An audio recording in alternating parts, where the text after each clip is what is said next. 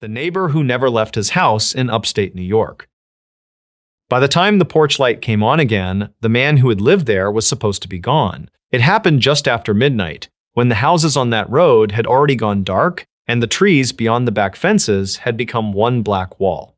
A woman across the street woke for no clear reason, crossed her bedroom in bare feet, and looked through the lace curtain toward the old narrow house with the peeling white paint. The front room was lit.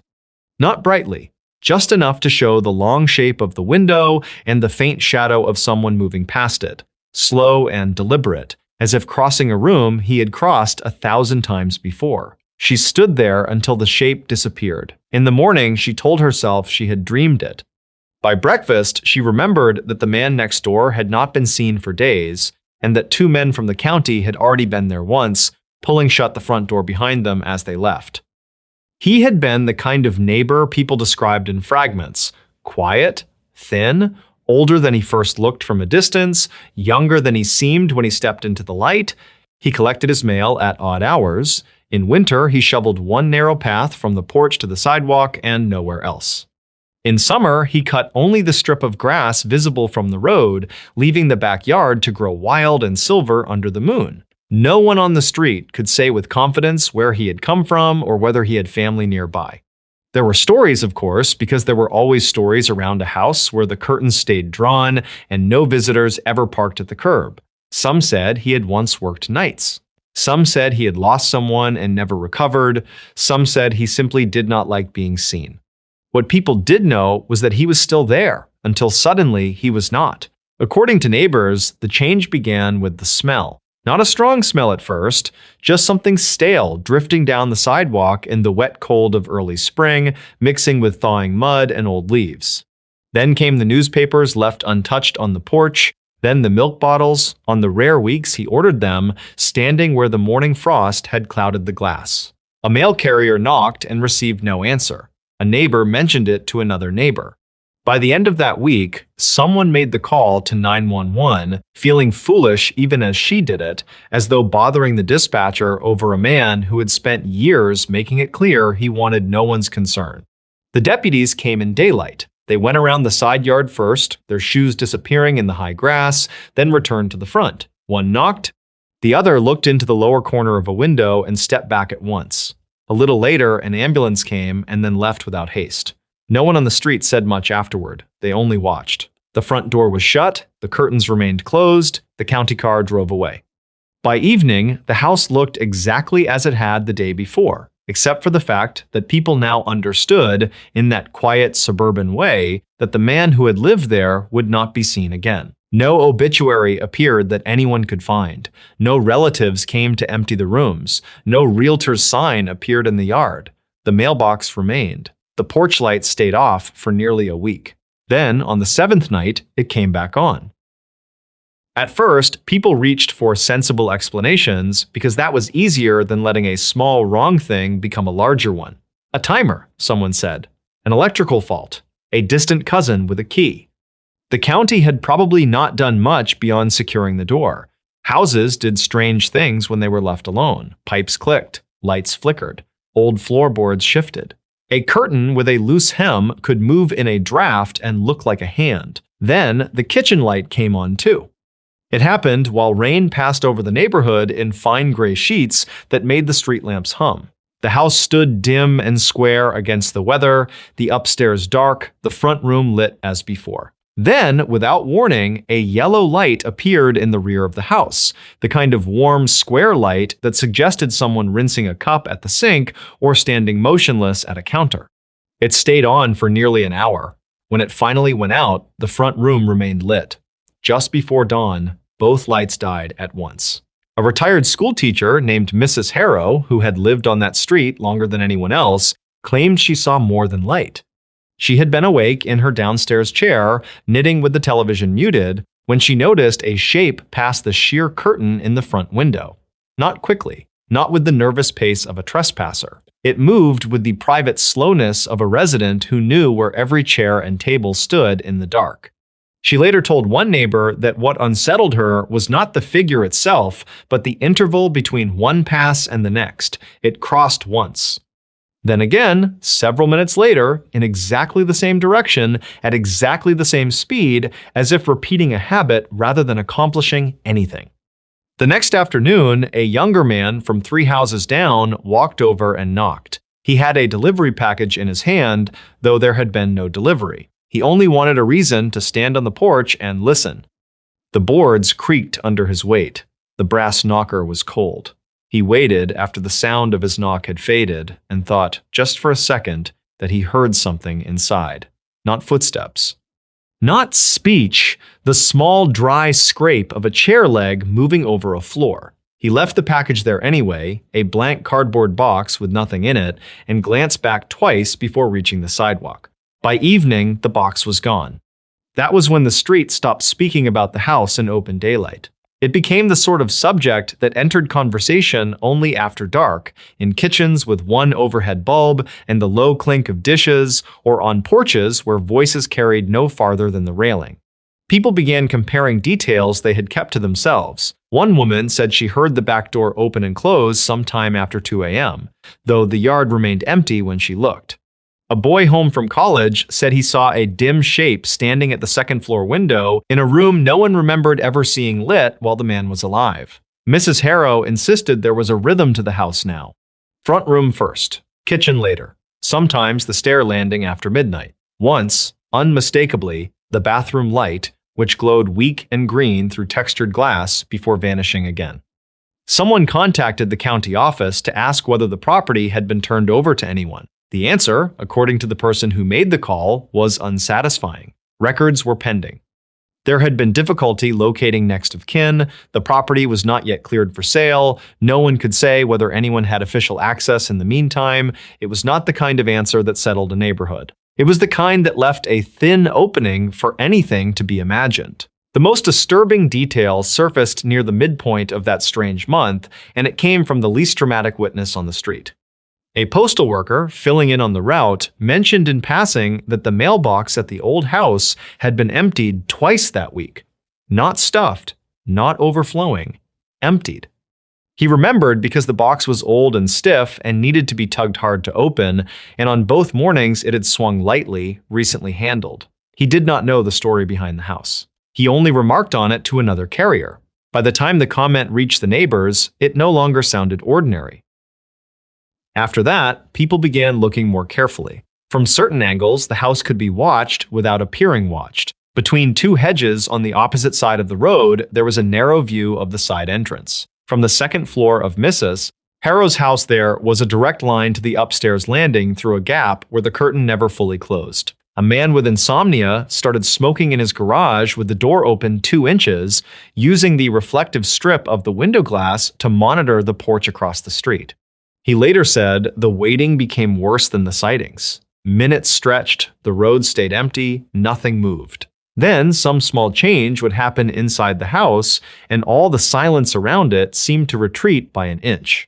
One night, during a windstorm that bent the maple branches almost to the gutters, the front door opened. It did not swing wide, it eased inward and stopped, revealing only darkness beyond the storm screen. The porch light burned over the chipped steps. Leaves skittered along the pavement. No one stepped out. The door remained open through the worst of the wind, gently shifting on its hinges, until a gust struck the screen hard enough to rattle it. Then, with no visible hand, it closed again. The next morning, there were no footprints in the damp soil of the flower bed, no marks in the wet grit on the porch, no sign that anyone had crossed the threshold. But the doormat had been turned sideways. Local gossip began attaching itself to older stories, the way damp fabric collects burrs. Someone remembered hearing that the man had once cared for an invalid relative inside that house and had continued speaking to empty rooms long after the relative died. Someone else claimed the house had belonged to his mother before him and that she too had been seen at windows after her funeral, though no one could say who first told that story. Another neighbor, trying to sound rational, suggested there might be a squatter entering from the cellar, but even he spoke softly when he said it, because the image of a hidden living intruder was somehow worse than the alternatives. At last, 2 men from the town returned with a locksmith and a patrol car. It was afternoon again, cloudy and cold. Curtains shifted all along the street as people watched from indoors. The men knocked first. Then they unlocked the front door and disappeared inside. They remained there long enough for the onlookers to grow restless. When they emerged, one of them carried a paper bag. The other stood on the porch, speaking into a phone, his face unreadable from that distance. Before leaving, they nailed a notice to the door and stretched tape across the frame. It looked final, official, almost comforting. That night, the front room light came on behind the taped door. No one on the street admitted sleeping well after that. The tape remained unbroken for 3 days. Through the front window, when the light was on, it could be seen plainly across the glass panel of the door, pale and taut. This detail lodged itself in people's minds because it ruined every easy explanation. If someone had gone in through the front, the tape would have torn. If someone had left by that route, the notice would have shifted. Yet the lights still moved from room to room in a patient sequence, and once, close to dawn, Mrs. Harrow said she saw a shadow pause just inside the doorway where the notice faced inward, as though reading it. The heavy reveal came later, when curiosity overcame caution in the only person on the street foolish enough to act alone. His name has been lost in the retelling, or perhaps people no longer say it out of fairness. He was younger than most of the residents, rented rather than owned, and worked odd hours that made him too familiar with the long, empty stretch between midnight and sunrise. On a night when the house was lit downstairs and the road was empty, he crossed over with a flashlight and went around the back. He would later describe the yard as unnaturally still, no crickets. No distant traffic, even the loose branch over the shed seemed to hold itself in place. At the rear door, he found no tape, only a rusted knob and a small window dark with grime. He pressed his ear to it and heard what he first took for water running somewhere far inside. When he looked through the glass, the beam of his flashlight caught the edge of a kitchen table, a sink full of dull reflections, and beyond that, a hallway opening into deeper darkness. On the table sat the cardboard package he himself had left on the front porch days earlier. It had been opened with care. The top flaps were folded back neatly. Inside the empty box lay a stack of mail bound with twine. He backed away at once, circled toward the side yard, and nearly ran into the thing that frightened him enough to leave town before summer. There was someone at the upstairs window. Not a face pressed against the pane, not a theatrical apparition, just the unmistakable outline of a person standing in profile where the curtain failed to meet the frame. Shoulders slightly bowed, one hand lifted near the chin, still as furniture. He said later that he would have convinced himself it was a coat on a hanger if not for one detail. The outline shifted its weight. Only a little, but enough to be human, enough that he stumbled backward in the wet grass and dropped the flashlight. By the time he found it and aimed it up again, the window was empty. The police came because he called them, breathing hard and ashamed. They searched again. According to later talk, they found the rear door locked from within and had to force it. They went through the rooms one by one. Nothing. No intruder, no bedding, no food opened recently beyond what had spoiled weeks before. The cardboard box was indeed on the kitchen table, along with the old mail, though no one could explain how it had entered the house. What they did find in the back parlor beneath a layer of dust was an armchair positioned toward the front window. The carpet before it was worn in an oval. Beside the chair stood a lamp plugged into a timer. On the mantel was a second timer attached to nothing. Upstairs, on the landing, another lamp had been set facing the hall. In the bathroom, the weak green bulb had burned almost to black. This should have settled everything. Timers could explain the lights, the worn carpet could explain the passing shadow, the rest could be fear and gossip arranging scraps into a pattern. But the chair in the back parlor was warm.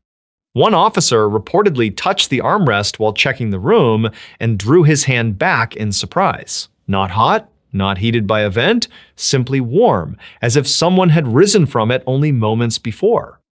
That detail was never put into any public record anyone saw, and perhaps it never happened at all. Yet it persisted, carried from one kitchen to another, from one porch to the next, because it fit too neatly with everything people had half believed already.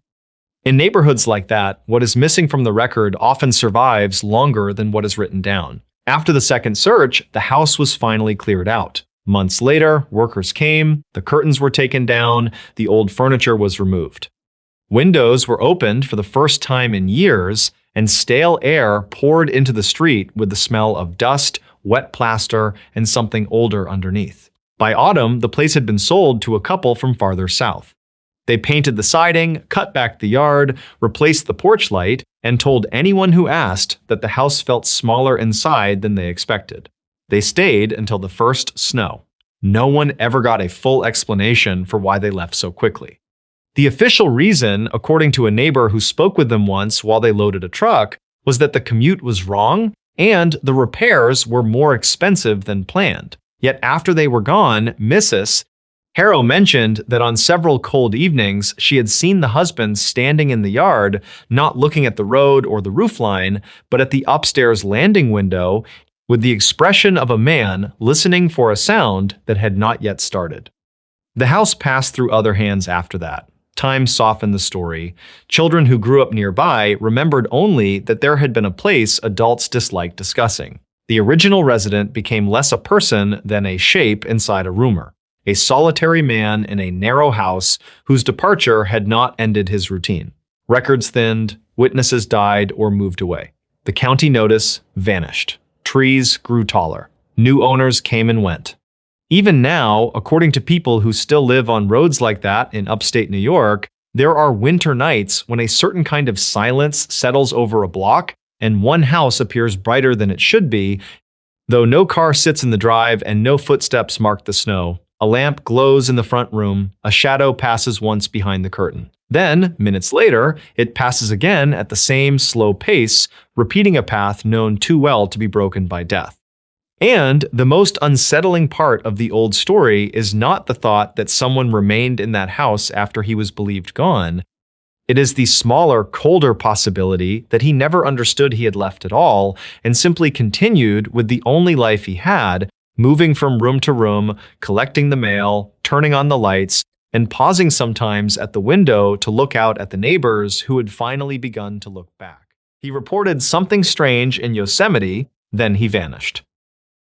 By the time the second call came over the radio, the ranger station had already marked him as delayed. His last check-in had been thin with static. A clipped voice carried through the dark like something dragged across stone.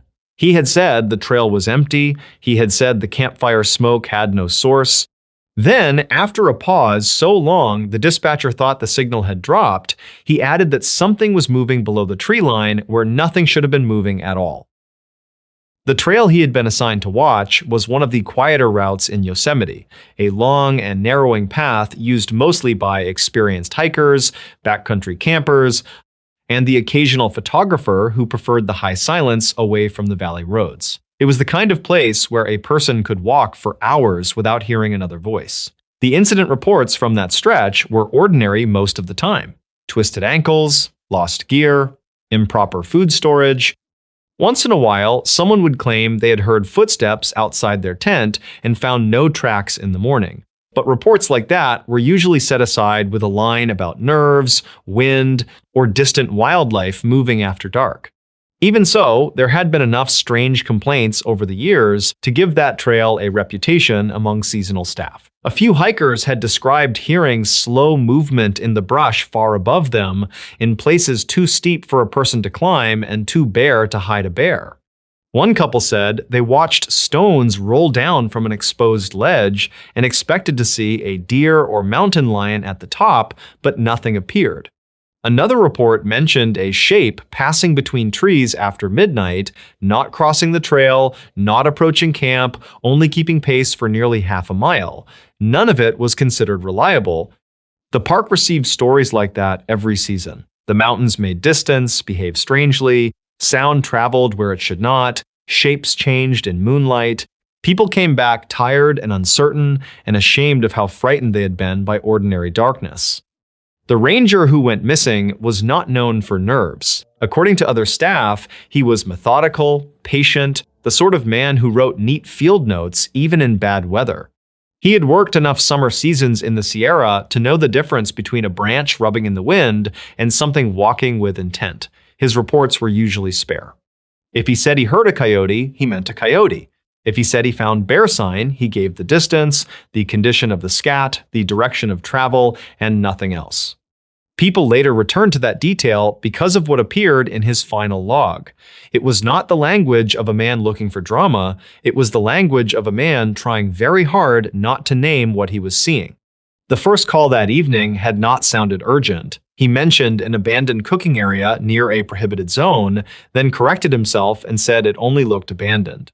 The fire ring was still warm, but there was no tent, no packs, no wrappers, no boot prints he could trust on the hard ground. Just smoke breathing out of blackened stones and a smell he could not identify.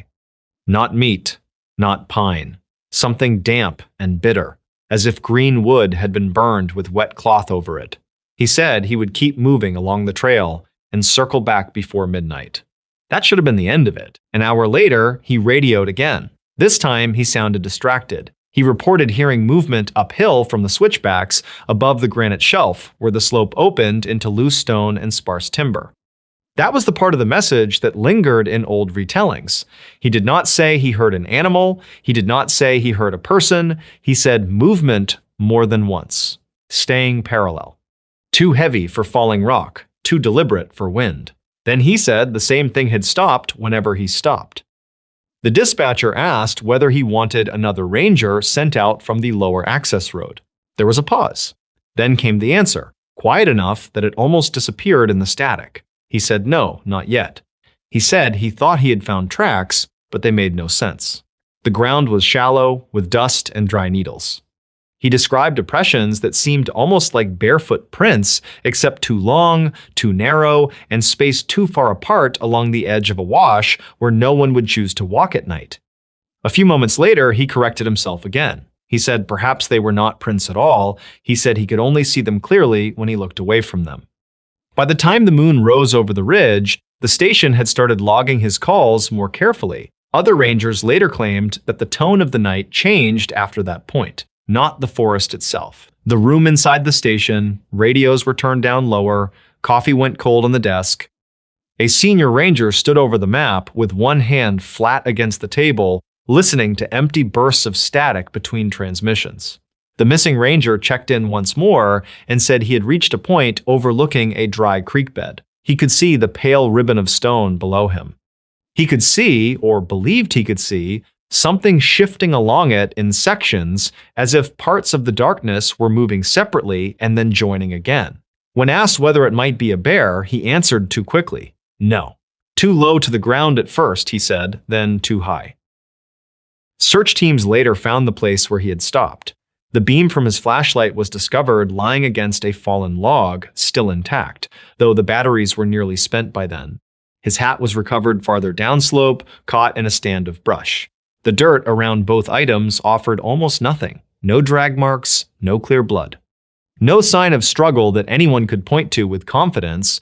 There were scuffs in the dust and fresh stone turned over near the creek bed, but a search area in the mountains changes quickly once boots begin crossing it. What unsettled some of the team was not what they found, but what they did not. There was no obvious path of retreat, no clean line of tracks leading away. It was as though he had set his light down to look at something and then simply ceased to have weight.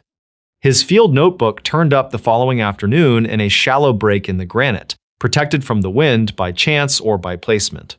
The earlier entries were ordinary: campsite checks, trail erosion, a note about a fallen branch blocking part of the route. Then, near the end, the writing changed. Lines slanted downward, words crowded together. He mentioned hearing stones click against each other below the ridge. He mentioned the smell returning. He wrote that the deer had gone silent long before sunset, which he found wrong for that area. Then came the line most often repeated in whispers by people who know the story only halfway. Something moving where no wildlife should have been. No antler corridor, no cover. No reason for anything living to be there. Beneath that, in smaller writing, he added that it seemed to understand the trail better than he did. There was one final entry written so quickly that some investigators later disagreed about the exact wording. Most versions say he noted a shape standing in the creek bed where moments earlier there had been nothing at all. Others believed the line described not a shape, but a section of darkness that remained after the moon moved on.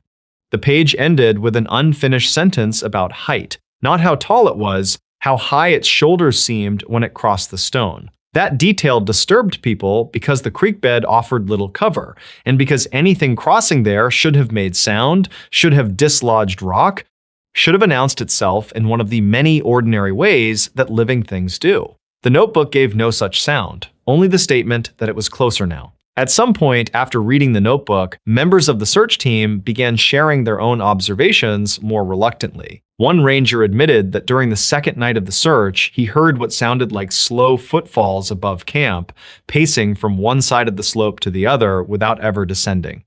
Another said he woke before dawn and saw a figure near the tree line, standing at an angle that suggested it was looking down into camp, though when he fully sat up, it was no longer there.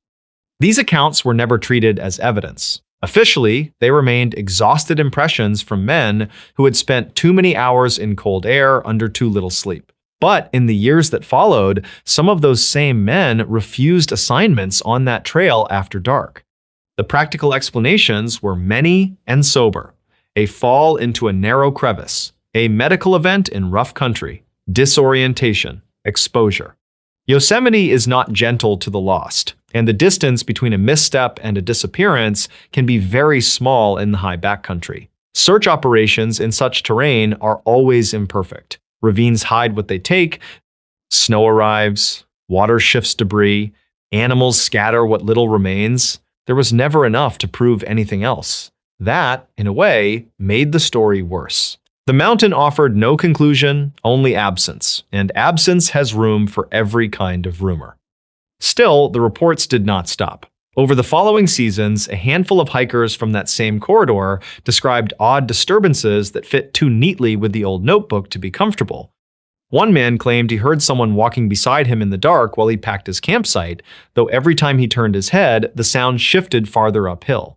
A pair of backpackers told staff they had seen a distant light moving below the ridge, too low and too steady to be a headlamp carried by a person. A woman who came down from the trail at dawn said she had listened to pebbles roll in short, measured bursts from the creek bed below her, as if something was crossing stone in careful steps. She waited for a deer. She waited for a bear. The creek bed stayed empty. Among local retellings, the story changed shape the way mountain stories often do. Some said the missing ranger found evidence of an illegal camp and followed the wrong people into the trees.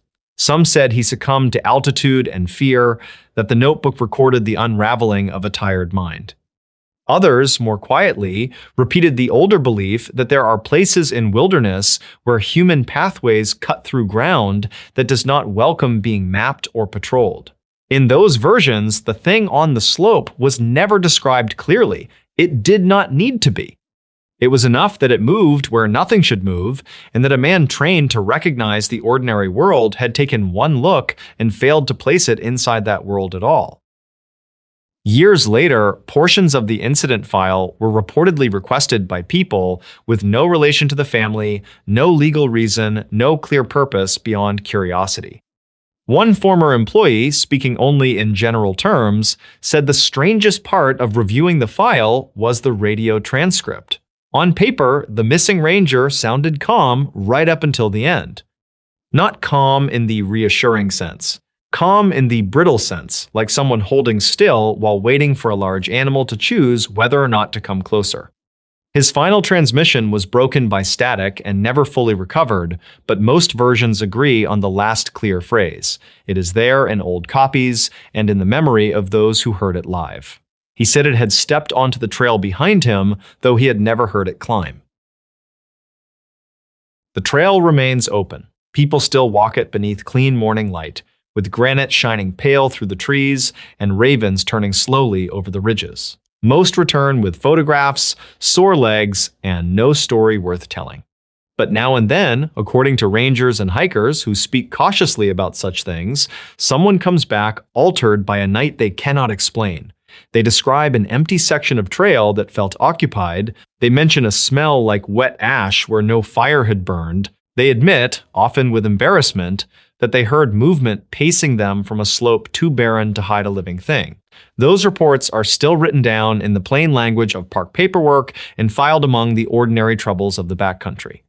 Yet the old story remains beneath them, quiet and persistent, like water under stone, because the ranger was never found, because his light was left facing the trees. And because in the final line he ever wrote, he did not say he was being followed. He wrote that whatever had been moving out there had finally learned where the trail would take him. A West Virginia property was abandoned after something was found below. The flashlight beam cut through the thick, swirling dust of the root cellar, coming to rest on a heavy steel hatch that had no reason to be there. Thomas, an independent property appraiser contracted by a distant out-of-state trust, stood in the freezing dampness of the underground room and wiped away a layer of grime from the metal. The county blueprints in his leather satchel showed only a standard stone foundation for this isolated 1930s timber house in the dense Appalachian foothills. There was no mention of a subterranean extension, and certainly no record of the 4 massive, rust-pitted iron padlocks securing the hatch to the concrete floor. Something about the way the chains were wrapped suggested they were not meant to keep intruders out, but to keep the hatch firmly closed against whatever lay beneath it. The silence of the house above was heavy and absolute. It was late November of 2014, and the property sat at the end of a forgotten logging road off Highway 39, 20 miles from the nearest town. The previous owner, a retired structural engineer named Elias Vance, had died in a nursing home 3 months prior, leaving the 80-acre estate to a corporate trust. Thomas had spent the afternoon cataloging the main floors, noting the peeling wallpaper, the water damage in the ceiling, and the strange, obsessive way the windows had been boarded up from the inside. But it was here, in the windowless cellar, that the true nature of the property began to reveal itself. Kneeling on the cold floor, Thomas noticed a faint, rhythmic vibration traveling through the soles of his boots. It was incredibly subtle, like the distant rumble of a heavy freight train miles away, yet there were no train tracks anywhere in this part of the county. He placed his bare hand flat against the center of the steel hatch. The metal was unnervingly warm to the touch, a stark contrast to the near-freezing ambient temperature of the cellar. A thin wisp of foul-smelling air, reminiscent of ozone and old stagnant water, drifted up from the microscopic gap between the hatch and its housing. Thomas pulled his hand back, a cold prickle of unease washing over his shoulders. He returned the following morning shortly after 9 o'clock, carrying a heavy-duty battery-powered angle grinder and a crowbar. The morning fog was thick, clinging to the skeletal black trees surrounding the property and swallowing the sound of his truck door shutting. Down in the cellar, the air felt even more oppressive than the day before. The vibration was still there, steady and low, humming beneath the earth. Thomas set to work on the chains. The high-pitched scream of the grinder against the iron padlocks filled the small stone room, throwing bright showers of orange sparks into the shadows. It took nearly 40 minutes to cut through all 4 locks. When the final chain dropped to the concrete with a heavy, dead clatter, the cellar suddenly felt entirely too quiet. Thomas wedged the flat end of the crowbar under the lip of the hatch and leaned his weight backward. The metal shrieked as the rusted seal broke. A sudden, forceful exhalation of warm, dead air rushed out from the dark void below, carrying a smell so ancient and dense it made him gag. It smelled like wet copper, decaying limestone, and something faintly chemical, like antiseptic masking rot. He clicked his heavy tactical flashlight up to its highest setting and shined the beam down into the opening. The light did not hit a dirt floor or a simple root storage bin. It revealed a perfectly circular concrete shaft descending straight down into the earth, lined with heavy industrial steel rungs bolted into the gray walls. The shaft went down farther than his light could reach, disappearing into a haze of floating particulate matter. According to local property laws, an appraiser was only required to document accessible square footage, but an unrecorded subterranean structure could drastically alter the valuation or liability of the estate. Against his better judgment, Thomas secured his satchel, tested the first iron rung with his heavy boot, and began the descent. The air grew steadily warmer with each step down into the dark. He counted the rungs as he went. 20, 30, 40. The square of gray light from the cellar hatch grew smaller and smaller above him. By the time his boots finally struck a solid concrete floor, he had climbed down at least 60 feet beneath the West Virginia soil. The space at the bottom of the shaft was pitch black. Thomas swept his flashlight around, illuminating smooth, seamless poured concrete walls. He was standing in a small antechamber. To his left, a large electrical breaker box hung on the wall, its metal door hanging open. To his right, a heavy steel door stood slightly ajar. He moved toward the breaker box, noticing that the thick black cables leading out of it disappeared directly into the bedrock. With a gloved hand, he threw the massive main switch. Deep within the walls, a series of heavy mechanical clunks echoed, followed by the low electrical whine of large generators waking up. Row after row of caged fluorescent lights flickered to life overhead, casting a harsh, pale yellow glow down a long, impossibly wide corridor. Thomas stepped through the steel door and stopped, staring down the tunnel. The corridor stretched for at least 200 feet, driving straight into the subterranean heart of the mountain. It was wide enough to drive a small truck through. The sheer cost and logistical nightmare of excavating and pouring this much concrete in secret decades ago was unfathomable. Elias Vance could never have funded or built this alone. It was a military-grade installation hidden beneath a rotting wooden farmhouse. As Thomas walked slowly down the corridor, his footsteps echoing flatly against the walls, he noticed a series of identical metal doors lining the right side of the tunnel. He approached the first one, finding it unlocked. He pushed it open and shined his light inside, though the overhead fluorescence soon buzzed on. The room was not a storage closet or a utility space. It was set up exactly like a child's bedroom from the 1970s. There was a small wooden bed with a faded quilt, a dresser, and a small desk. But the unsettling details quickly became apparent. The furniture was bolted tightly to the floor, the walls were lined with thick, gray acoustic dampening foam, and high in the corner of the ceiling, a heavy glass dome housed a mechanical security camera, its lens pointed directly at the bed. Thomas backed out of the room, his breath catching in his throat. He checked the second door. It was an exact replica of a vintage kitchen, complete with a table, chairs, and old appliances. Again, everything was bolted to the concrete, the walls were soundproofed, and a camera watched from above.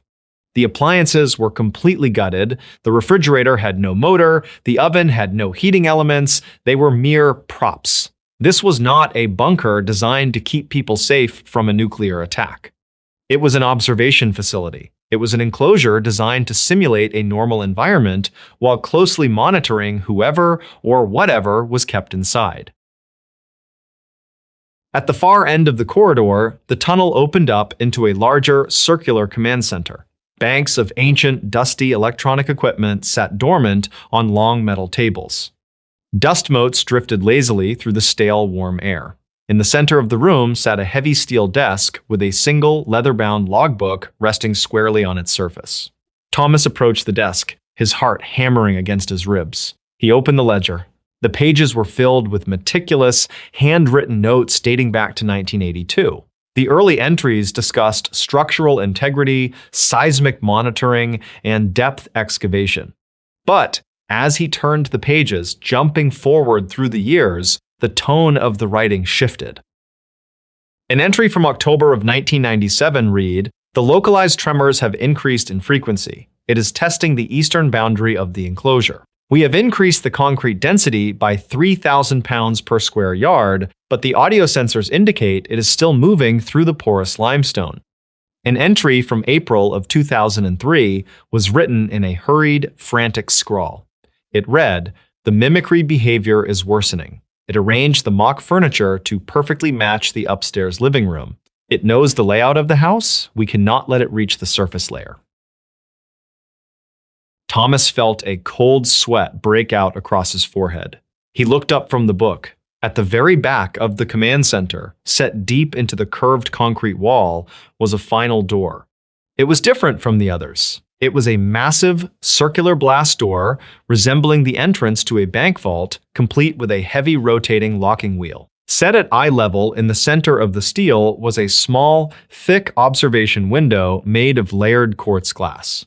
The wheel was turned to the locked position, but the thick steel locking bolts were straining, slightly bent outward, as if something of unimaginable weight had been pressing against the door from the other side. Drawn by a morbid, terrifying curiosity, Thomas walked slowly toward the blast door. The ambient warmth in the room was coming entirely from the metal surface of this door. The vibration he had felt upstairs in the cellar was infinitely stronger here, thrumming up through his legs and rattling the teeth in his jaw. It was not a mechanical vibration. It felt organic. It felt like the slow, rhythmic breathing of something impossibly massive resting just behind the steel. He stepped up to the quartz glass window and peered through. At first, he saw only absolute blackness. It was a dark so complete it seemed to absorb the light from the room behind him. He pressed his face closer to the glass, cupping his hands around his eyes to block out the glare. As his eyes adjusted, he realized the blackness was not empty space. It was a physical surface pressed flush against the other side of the glass. It looked like dark, leathery skin covered in fine, ash-colored scales. As he watched, frozen in terror, the surface slowly slid downward, revealing a pale, milky expanse beneath it. It was an eye. An eye the size of a dinner plate, devoid of any pupil or iris, glowing faintly in the pitch black of the cavern beyond. The pale eye fixed entirely on Thomas. The deep, rhythmic vibration abruptly stopped. For a terrible, suspended second, the absolute silence of the underground facility was deafening. Then, a new sound began. It was a soft, wet tapping against the inside of the thick glass. Tap, tap, tap. The rhythm perfectly matched the frantic, terrified beating of Thomas's own heart. The massive blast door groaned, the steel hinges shrieking as the immense pressure on the other side suddenly increased. The bent locking bolts shifted forward another fraction of an inch, shedding a rain of rust flakes onto the concrete floor. Thomas broke away from the door, his mind entirely consumed by blind panic. He abandoned the logbook, abandoned his heavy flashlight on the desk, and ran. He sprinted back down the impossible corridor, his boots slipping on the dusty concrete, ignoring the empty observation rooms that now felt like open mouths waiting to swallow him. He reached the bottom of the shaft and threw himself at the ladder. He climbed with reckless, desperate speed, tearing the skin from his knuckles against the rusted iron rungs, not daring to look down into the dark he was leaving behind. The heat of the shaft seemed to rise with him, carrying the faint, terrible sound of bending steel echoing up from the depths. He hauled himself out of the cellar hole, his lungs burning, and slammed the heavy iron hatch shut behind him. He did not have the padlocks to secure it.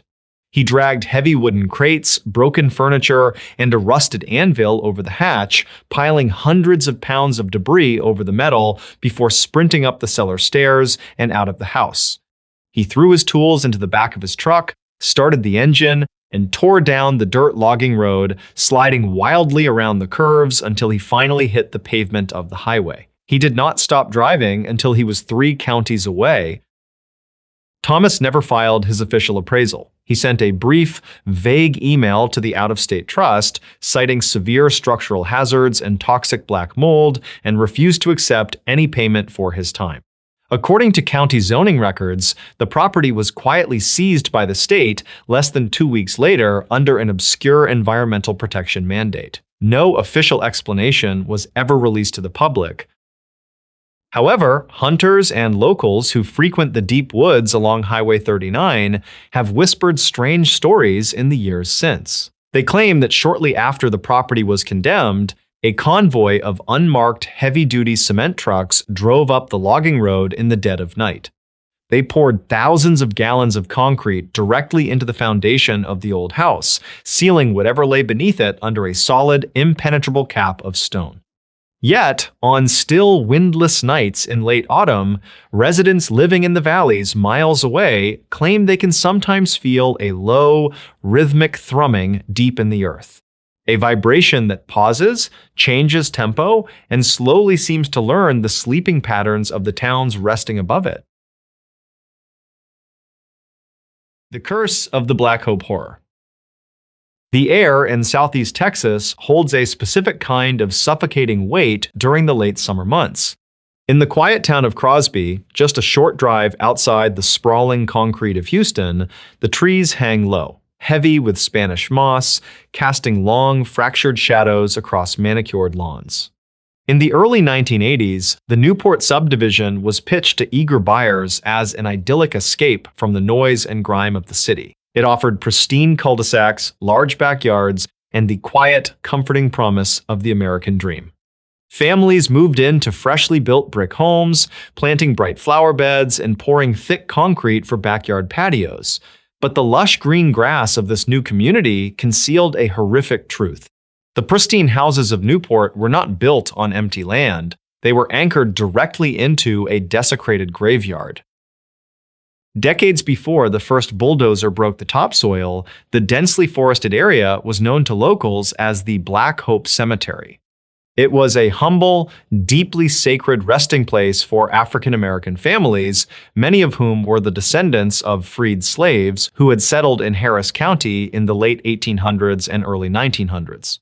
Because the community possessed little wealth, the graves were rarely marked with heavy stone monuments that could withstand the passage of time. Instead, they were indicated by simple wooden crosses, hand-carved stones, and quiet, deliberate depressions in the earth.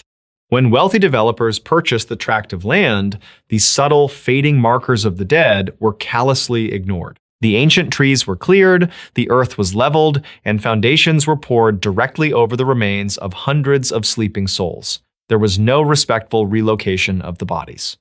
There was no acknowledgement of the history. There was only the quiet, violent erasure of generations buried beneath fresh asphalt and bright green lawns. The horror that unfolded in the Newport subdivision did not announce itself with grand, cinematic apparitions or floating sheets. It began as a slow, creeping rot that infected the daily lives of the residents. It was the profound, unsettling feeling that the ground itself was violently rejecting their presence. In the early days of their residency, families began to notice strange, inexplicable occurrences that defied the bounds of logic and nature. The earth beneath their feet seemed to actively rebel against the weight of the new houses. Homeowners awoke to find their pristine living spaces invaded by sudden, biblical plagues of insects. Swarms of fire ants, numbering in the tens of thousands, would suddenly boil up from microscopic cracks in the foundation. They flooded living rooms, kitchens, and children's bedrooms in thick, moving carpets of red, stinging fury. Professional exterminators were entirely baffled, spraying gallons of toxic poison that did absolutely nothing to stem the relentless, crawling tide. The ants would vanish as quickly as they appeared, only to be replaced by aggressive, venomous snakes finding their way through plumbing lines and floorboards, as if the soil was desperately trying to flush the living out of their homes. The rejection extended beyond the natural world, infecting the very energy and structure of the houses. It became a real-life manifestation of an extreme poltergeist, driven by a deeply rooted, collective anger from beneath the soil. Electronics behaved with destructive, malicious independence. In the dead of night, usually around 3 a.m., televisions would ignite to life by themselves. The volume would scream at maximum capacity, filling the dark living rooms with violent static, before the heavy glass screens would crack and shatter outward under immense, unseen pressure. The sharp, metallic smell of burning ozone and melting plastic would linger in the hallways for hours. Light bulbs exploded in their fixtures without warning, showering kitchens and beds with jagged glass. Heavy appliances like refrigerators and washing machines would inexplicably short-circuit and catch fire, threatening to burn the timber frames to the ground. Clocks would spin erratically or stop dead, freezing at random intervals and leaving the exhausted residents completely unmoored from the passage of time. Solid wooden doors would slam shut with enough force to splinter their frames, while the distinct, heavy rhythm of invisible footsteps echoed through empty corridors when residents knew they were entirely alone. The true, horrifying nature of their neighborhood was literally unearthed when the Haney family decided to build a swimming pool in their backyard. As the heavy machinery bit deep into the dark Texas soil, the steel teeth of the backhoe scraped against something remarkably hard. It was not a stubborn tree root, nor a buried rock. It was the rotting, splintered wood of a collapsed coffin. As the frantic digging continued, the grim reality of their property was exposed to the daylight. They found human bones, they found decaying burial shrouds. They eventually uncovered the distinct, identifiable graves of two individuals, Betty and Charlie Thomas, whose resting places had been paved over without a second thought by the construction crews. The discovery sent a shockwave of absolute terror through the community. The residents finally understood why their homes felt so fundamentally wrong, so steeped in malice. They were not just occupying a house, they were trespassing on a massive, forgotten tomb. The final, most devastating phase of the Black Hope curse was not structural or electrical, it was deeply, fatally biological. As the years progressed through the 1980s and into the 1990s, an alarming, inexplicable wave of severe illness swept through the subdivision. It was as if the disturbed earth was exhaling a slow, invisible, and malicious poison into the floorboards of the homes. Healthy, vibrant neighbors began to fall ill with terrifying suddenness.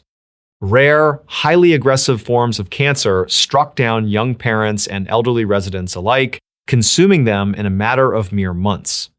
People who had never experienced a single day of heart trouble suffered massive, fatal cardiac arrests in their own living rooms, collapsing dead before the paramedics could even be dispatched.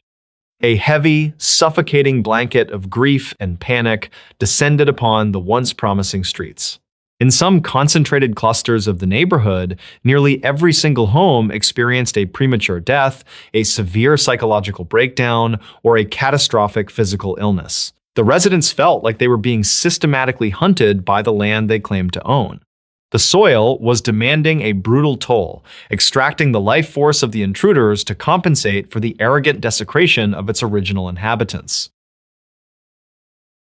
Driven to the edge of madness and financial ruin, many families tried to flee, but escaping the Black Hope horror was not a simple task. Word of the cursed subdivision spread rapidly throughout Harris County, plummeting property values to practically nothing. Families found themselves trapped in expensive mortgages for homes they were too terrified to sleep in and too bankrupt to abandon. Some simply packed whatever fit into their cars in the middle of the night and drove away, leaving their front doors wide open and their houses to rot, foreclosed, and empty. Those who were forced by financial circumstance to stay lived in a state of perpetual, agonizing dread, waiting for the next light bulb to shatter, the next swarm of insects to rise from the floorboards, or the next fatal diagnosis to arrive. Today, the Newport subdivision still stands. New families, often completely unaware of the dark, tragic history buried beneath their feet, move in, drawn by affordable prices and quiet streets. But the air still holds that familiar, suffocating weight. The earth remains incredibly restless, serving as a grim, silent reminder that the dead demand respect, and that some ground will never, ever forgive the violent trespasses of the living. Next story. The Feral Shadow of the Smokies. The Great Smoky Mountains sit like a heavy green spine across the border of Tennessee and North Carolina. To the casual observer, the rolling peaks and misty valleys are a sanctuary of natural beauty. But locals know that the deep woods are ancient, indifferent, and unforgiving. Beneath the thick canopy of oak and pine lie dense, impenetrable thickets of rhododendron known by mountaineers as laurel hells. These tangled traps are so tightly woven that daylight barely touches the forest floor, creating a subterranean world of perpetual twilight. It is a landscape that can swallow a person whole without leaving a single trace. It was Father's Day weekend, mid-June of 1969. The Martin family, along with a few friends, had trekked up to Spence Field, a high-elevation grassy bald offering sweeping views of the surrounding wilderness. Among them was William Martin, his father Clyde, and William's two young sons. The youngest was Dennis, a bright, energetic boy of 6 years old, wearing a bright red t-shirt that stood out sharply against the deep greens and earth tones of the Appalachian summer. It was supposed to be a weekend of bonding, a simple camping trip to escape the noise of the valley below. By 4:30 in the afternoon, the adults were resting on the grass, watching the children play. The boys had hatched a plan to sneak up and startle the adults. 3 of the older boys went one way, while 6-year-old Dennis, wanting to be part of the game, slipped behind a large bush on the edge of the clearing. It was a harmless childhood maneuver. The distance from the adults to the bush was less than 50 feet. The older boys jumped out from their hiding spots, laughing as they surprised the men. Everyone smiled, waiting for the youngest to emerge and take his turn. Minutes ticked by. The laughter faded. The wind rustled the high grass. William Martin stood up, expecting to see his son peering out from behind the leaves. He walked over to the bush. Dennis was not there. William called his name, his voice echoing lightly against the tree line. There was no answer. He walked past the edge of the clearing, looking down into the dense tree cover. The forest was perfectly still. There was no sound of a struggle, no snapping of twigs, no rustling of branches, and no footsteps retreating into the brush. Dennis Martin had vanished in the span of perhaps 3 minutes, stepping out of the visible world and into the shadows. The immediate panic of a parent set in, followed rapidly by an organized search. Park rangers were notified, and within hours, the trails were swarming with volunteers. But the mountains were already conspiring against them. That evening, a torrential downpour slammed into the Smokies. 3 inches of freezing rain washed over the ridges in a matter of hours, erasing any footprints, destroying scent trails, and turning these steep, muddy ravines into treacherous death traps. The temperature plummeted. While the search desperately expanded at Spence Field, a separate, deeply unsettling incident was unfolding a few miles away near Rowan's Creek. Harold Key and his family had been hiking in the area that same afternoon. Around the exact time Dennis vanished, the Key family was startled by a sound that would haunt them for the rest of their lives. It was not the bark of a coyote or the growl of a black bear. Harold later described it to investigators as a sickening scream. It was a horrific, ragged wail that sounded undeniably human, yet carried a pitch of pure, primal terror. Harold looked up toward the ridge where the scream had originated. Through the gaps in the heavy timber, he saw movement. A figure was moving rapidly across the uneven, treacherous terrain. It was massive, moving with a fluid, terrifying speed that no normal hiker could achieve in that brush. Harold noted that the figure appeared entirely unkempt, covered in dark, matted hair or dark, ragged clothing. Most chilling of all, the massive figure was carrying something draped over its thick shoulder as it ran. It crested the ridge and disappeared into the deepest part of the forest, moving with the silent, predatory grace of something that belonged in the wild. When Harold Key reported this to the authorities, his account touched upon a dark, unspoken vein of Appalachian lore. For generations, whispers had circulated through the isolated mountain communities about feral humans. These were not mere hermits, but generations of outcasts who had retreated into the deepest, unmapped cave systems of the Smokies centuries ago. The legends spoke of devolved, territorial clans who hunted the deep woods, surviving entirely off the grid, stripped of their humanity. They were the shadows at the edge of the firelight, the watchers in the laurel hells. They did not hunt for sport. They took what wandered too close to their domain. The search for Dennis Martin quickly escalated into the largest in the history of the national park. But as days turned into a week, the nature of the operation shifted in a way that deeply unnerved the local volunteers. The United States Army Special Forces, the legendary Green Berets, arrived in the mountains. This was an unprecedented response for a missing child case. They arrived in full combat gear, heavily armed with military-grade weaponry. The Green Berets did not integrate with the park rangers or the civilian search parties. They established their own base camps, set up closed perimeters, and operated in complete secrecy. Volunteers noted that the soldiers were not walking the trails looking for a boy, they were systematically sweeping the most remote, treacherous ravines, moving in tactical formations with their weapons drawn. A chilling realization began to spread through the search camps. You do not send heavily armed commandos into a national forest to find a 6-year-old boy. You send them to hunt whatever took him. Despite the overwhelming manpower, not a single trace of Dennis Martin was ever found. Not a shoe, not a fragment of bone, and not a single shred of his bright red shirt. The official investigation eventually concluded, attributing his disappearance to exposure or perhaps an animal attack, though no evidence supported either theory. The Federal Bureau of Investigation heavily downplayed Harold Key's testimony, officially classifying his sighting as a hunter or a bear, entirely ignoring his description of the sickening scream and the dark figure carrying a burden. The case was quietly closed. But the mountains do not forget. The silence in the deep ravines around Spence Field still feels heavier than in other parts of the park. The feral shadow that Harold Key saw was never identified, and the true objective of the Green Berets remains locked in military archives.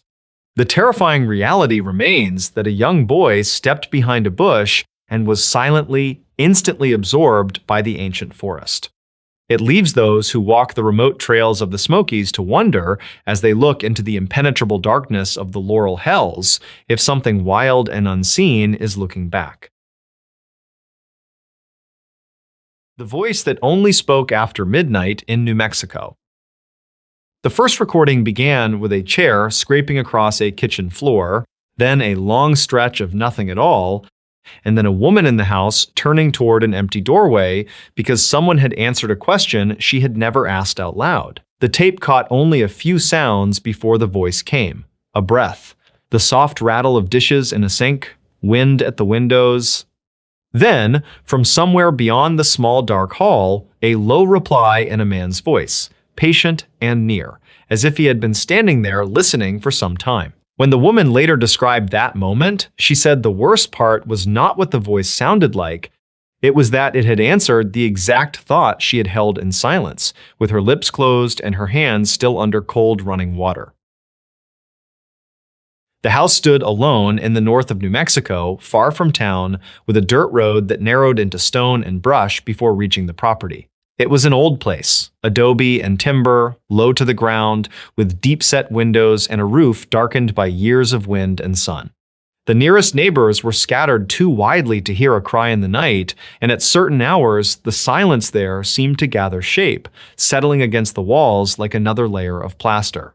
People in the region had long kept stories about voices traveling strangely over open land. Some spoke of old songs heard where no one stood. Others mentioned names whispered from arroyos after dark. Most of those stories lived where such stories often live, half in memory and half in habit, repeated on porches, lowered near children, then laughed away by morning.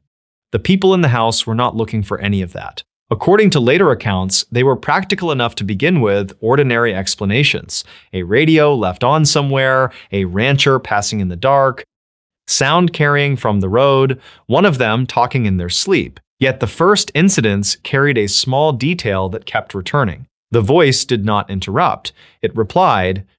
It came only after midnight and only after someone in the house had formed a question privately, inwardly, with no sound behind it. The answer would not always come at once. Sometimes there would be a delay long enough for the person to convince themselves they had imagined the whole uneasy chain of thought.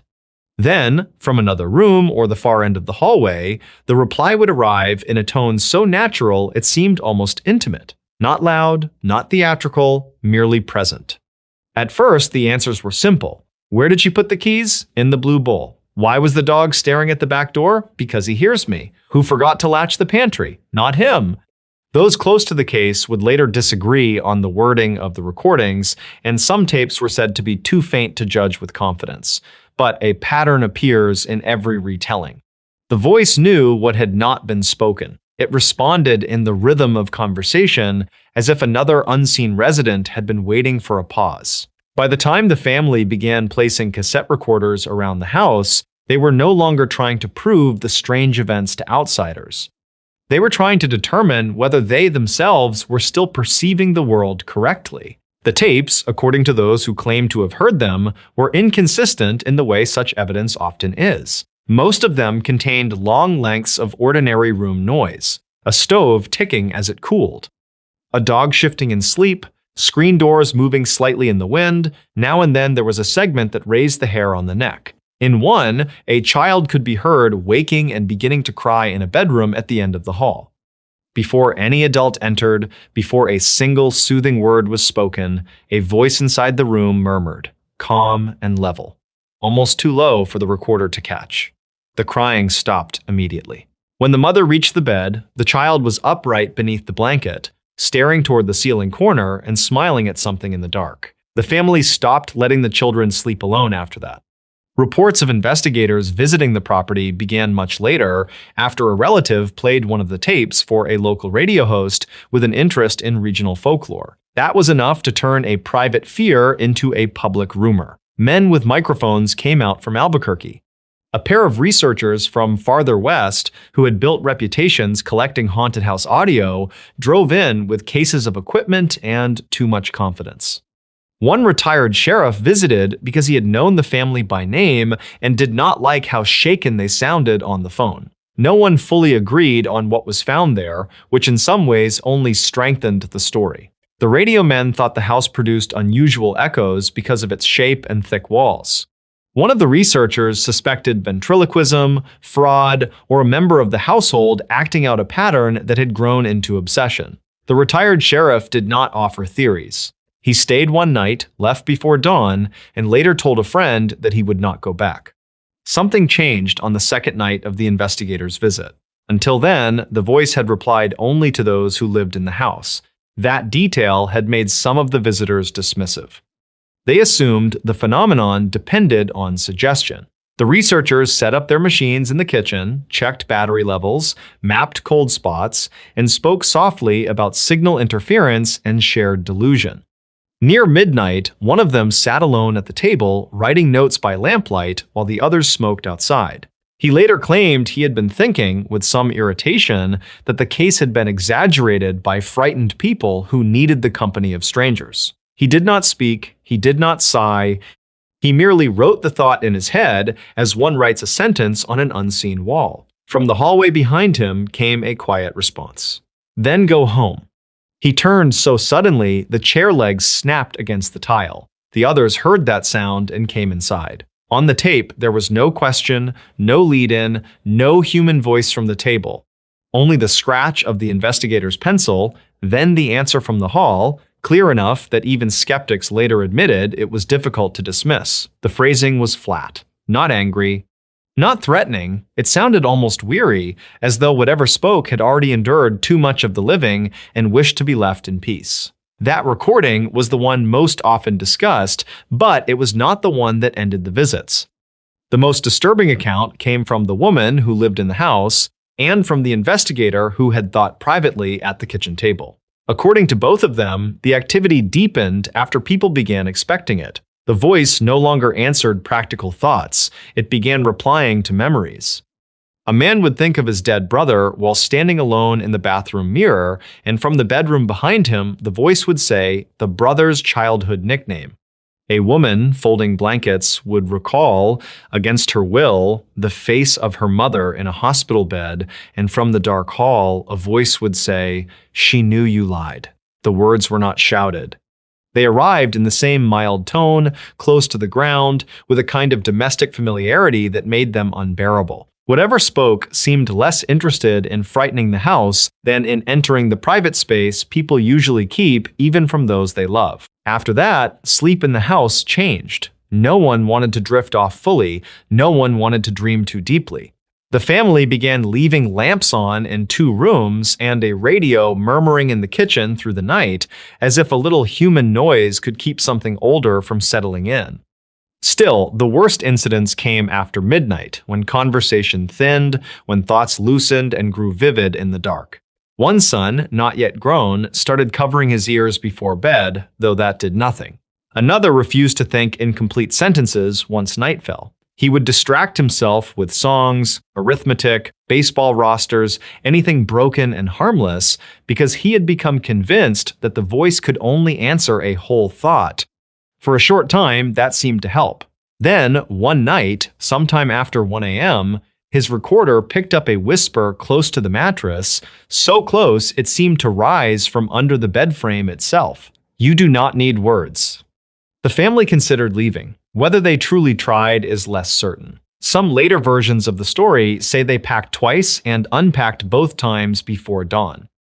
Others say the oldest woman in the household refused to go because the land had belonged to the family in one form or another for years beyond easy counting, and she would not be turned out by wind, rumor, or devil's play. There was also a local belief, mentioned quietly by one of the visitors, that certain places in the high desert do not improve when abandoned. A trouble in an empty house does not fade, according to that belief. It grows simpler, freer, it waits for whatever comes next. More tapes were made, several were lost, some were said to have been copied and passed around privately in the region. A few descriptions remain. In one, there is the sound of a pot falling in the kitchen, though nobody enters the room. In another, a dog begins growling toward a closed bedroom closet and then abruptly whines as if recognizing something. On one of the last known recordings, 2 people sit together in silence for almost a full minute. Wind rubs against the outside of the house, boards shift, one person is breathing too fast, the other seems to be trying not to. Then a man's voice from the ceiling or the hallway or the next room, impossible to place, says, in a tone almost conversational, "You should not think of the well." No one on the tape had mentioned a well. There was one, though, old, dry, capped with timber, some distance behind the house where the ground dipped away into brush and stone. It had not been used in years.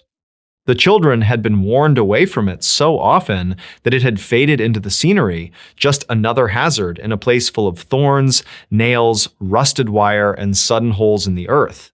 After the recording, the family went out there in daylight with 2 of the investigators and the retired sheriff, though he had said he was done with the matter. The cover looked undisturbed. The boards were gray and warped, with iron fittings stained dark by weather. When they pried the top loose, a smell rose from below, so old and damp it seemed unrelated to the desert itself. Not rot exactly, not earth, just stillness, held too long underground. The well was not deep enough to hide a body, some said. Others disagreed. Nothing publicly confirmed was ever recovered from it, and later retellings drift apart wildly at this point, as such stories do. One version claims they found only water-blackened debris and the bones of small animals. Another says there were signs the shaft had once been extended and filled in. A third insists that when one of the men leaned over with a lantern, the tape recorder clipped with a sound like someone speaking directly into the microphone from beneath the earth, though no words could be separated. There is no firm record to settle the question. What survived was the effect. After the well was opened, the voice inside the house grew more frequent. It also grew more personal. The woman in the kitchen, the one from the first tape, later told a friend that the voice began using endearments no stranger should have known. Names from childhood, phrases spoken years earlier in grief and never repeated. Once, while washing dishes after midnight, she remembered a morning when she had stood by a hospital bed and silently wished for an ending before the suffering could continue. She had never confessed that thought to anyone. The guilt of it had traveled with her for years like a stone in the body. As she stood at the sink, the room dim, except for the weak yellow light above the stove, the voice came from the pantry with a soft little chuckle underneath it and answered the memory as though continuing a conversation left unfinished. "You meant it." She dropped a glass. It shattered at her feet. The tape caught the break, the breath, the hurried steps backward, but the voice did not return. That was another pattern people noticed. It said only what was needed. It did not ramble. It did not plead. It did not perform. It left the rest in silence. Toward the end, some neighbors believed the family had changed. Not in some dramatic way, but in the small, exhausted way people change when nights stop being safe. They forgot ordinary things. They stared too long at nothing. Their speech thinned. One of the children, when asked at school why he looked so tired, reportedly said that talking was not the hard part anymore, thinking was. Local residents repeated that line for years afterward, often with a small pause before the last word, as though testing how it sounded in open air. What finally happened in the house is uncertain. The family did leave for a time, according to some accounts. According to others, only part of the family left, while an older relative stayed behind and refused help. There are scattered rumors of a fire that never fully took hold, of a priest who would not enter after sunset, of tapes mailed anonymously and never heard from again. Publicly discussed incidents rarely end as neatly as campfire stories want them to. They fray, people die, papers are misplaced, houses pass to distant relatives or stand empty until the roof gives way and weather carries the last shape out of them. The adobe house in northern New Mexico, if it still stands, is not easy to identify from the stories. Details were softened over time, either to protect the family or because no one telling it was ever entirely sure. But the legend remains stubborn in the region because of one final detail, repeated by more than one person who claimed contact with the case. The voice, they said, did not haunt the place in the way people usually mean. It did not seem bound to footsteps, doors, or rooms. It attached itself to inward attention. To the small, silent act of turning a thought over in the mind after midnight and waiting, without meaning to, for an answer. Years later, copies of the surviving recordings were said to circulate in private hands, usually played low, usually after dark, and almost never all the way through. People who heard them disagreed about what the voice said, and some heard nothing unusual at all. Yet, now and then, someone would stop the tape before it ended and ask for the player to be shut off. Not because of the sound itself, they would explain, but because of what arrived in the room afterward. The feeling that a conversation had started somewhere nearby. The strange reluctance to think too clearly. The cold impression that the silence around them was not empty silence, but listening silence. And in some versions of the story, the last tape ends with no voice at all, only a room after midnight, a faint mechanical hiss, the breathing of someone trying very hard to keep their thoughts shapeless. Then, after a long minute, the recorder is switched off by a hand that never comes into view. And just before the click, so low it could be dust crossing the microphone, there is the suggestion of one final reply, spoken to something no one else can hear yet. An Alaska bush pilot reported something following his aircraft. The unnatural drop in cabin temperature happens first, followed almost immediately by the compass needle drifting lazily away from true north. The pilot, a man named Arthur, is entirely alone above the vast, empty expanse of the Yukon-Koyukuk region. It is 11:40 p.m. on a moonless Tuesday in late November. The glass of the windshield is coated in a creeping layer of frost, but what catches his attention is not the ice, it is the solid black shape moving steadily just off his right wing. It is darker than the night sky, a massive void blocking out the distant, cold stars. Arthur has flown these northern routes for 14 years. He knows the unforgiving airspace like the back of his hand. He is flying a standard, unglamorous cargo run, carrying mail, heavy machinery parts, and medical supplies from a small, isolated outpost back toward the airfield in Fairbanks. The flight is normally a quiet, meditative stretch of time, marked only by the steady, rhythmic drone of the single engine and the faint red glow of the instrument panel illuminating his tired face. Below him, the landscape is a frozen, jagged wasteland, heavily forested and entirely devoid of human life. There are no roads down there, no cabins, no emergency landing strips. There is just an endless ocean of deep snow and ancient pine, where the temperature sits at 40 degrees below zero. He reaches forward to adjust the frequency on his aviation radio. He depresses the button on the worn control yoke to hail the regional flight service station, intending to ask if there is any other logged traffic in his sector. When he speaks into the headset, the only response is a thick, wet static. It does not sound like typical atmospheric interference or a lost signal. It sounds heavy and deliberate, almost rhythmic, like the slow, mechanical breathing of something massive resting at the bottom of a deep well. He tries a different frequency, twisting the dial to the universal emergency channel. The bizarre static follows him. It is perfectly uniform across every band. The shape on his right begins to shift. It does not bank or turn the way a conventional aircraft should. It simply slides laterally through the air, maintaining a perfect, unnatural parallel to his wing.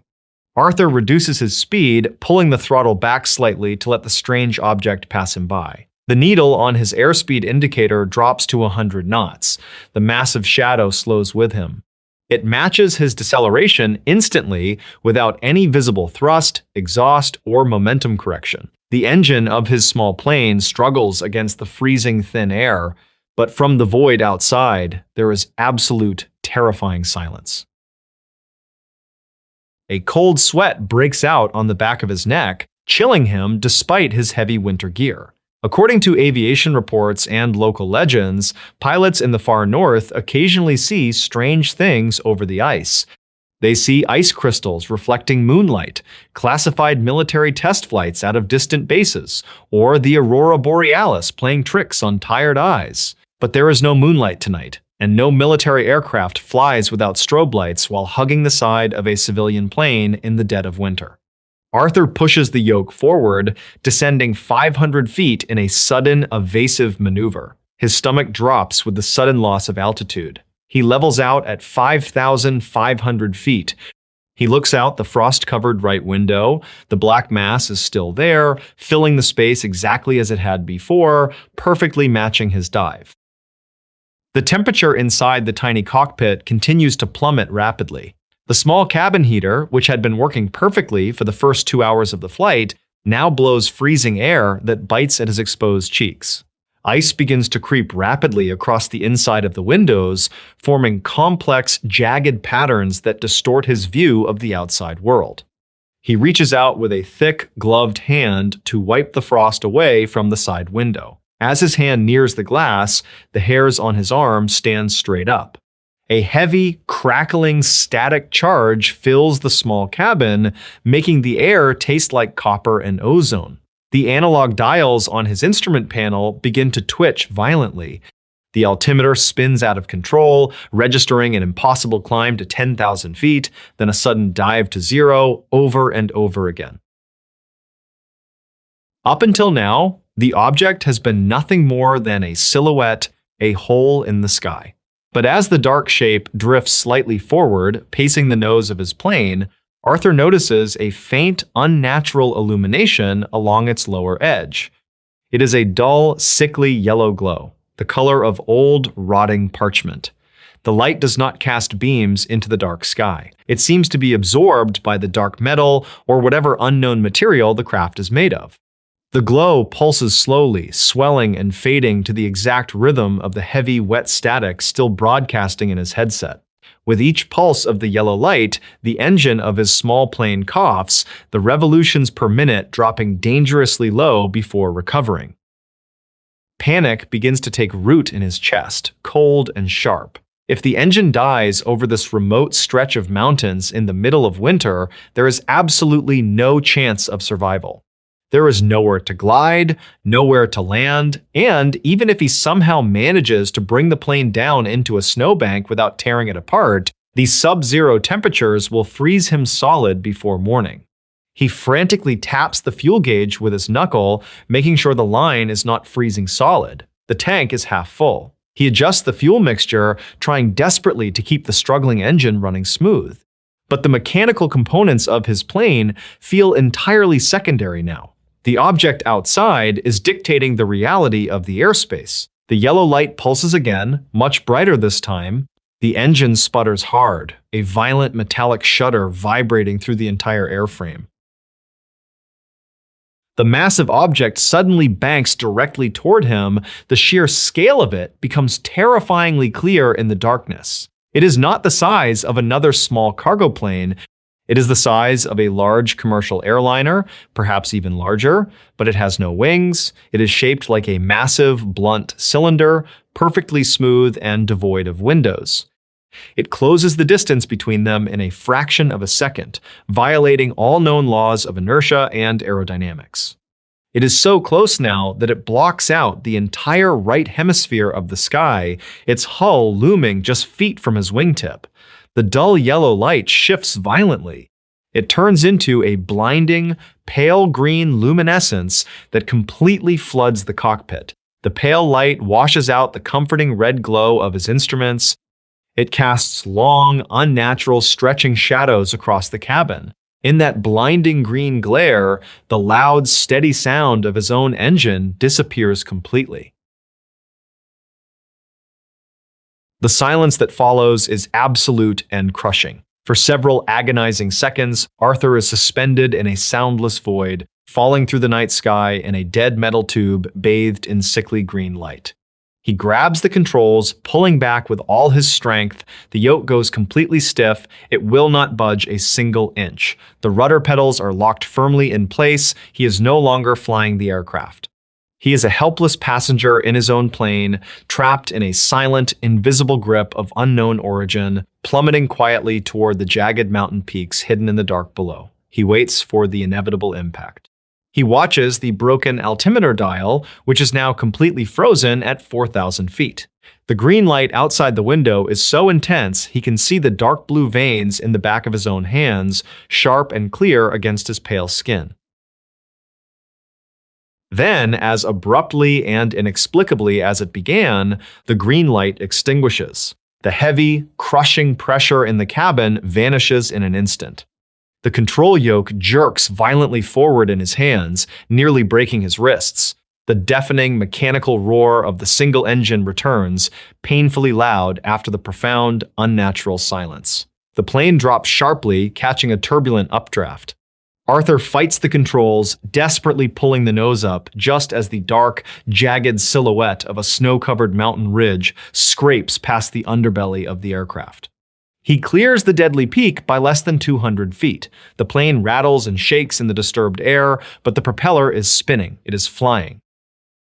He gasps for air, his lungs burning deeply as if he has been holding his breath underwater for minutes. He looks frantically out the right window. The sky is entirely empty. The distant stars have returned, cold and indifferent, scattered across the endless black canvas of the northern night. The heavy, breathing static in his headset is gone, replaced entirely by the normal, quiet hiss of an empty radio frequency. He does not reach out to touch the radio again. He flies the remaining 80 miles to the airfield in complete, paranoid silence, keeping his eyes fixed straight ahead through the frosted glass. Every dark cloud on the horizon looks like a massive, silent cylinder waiting to drop out of the sky and swallow him.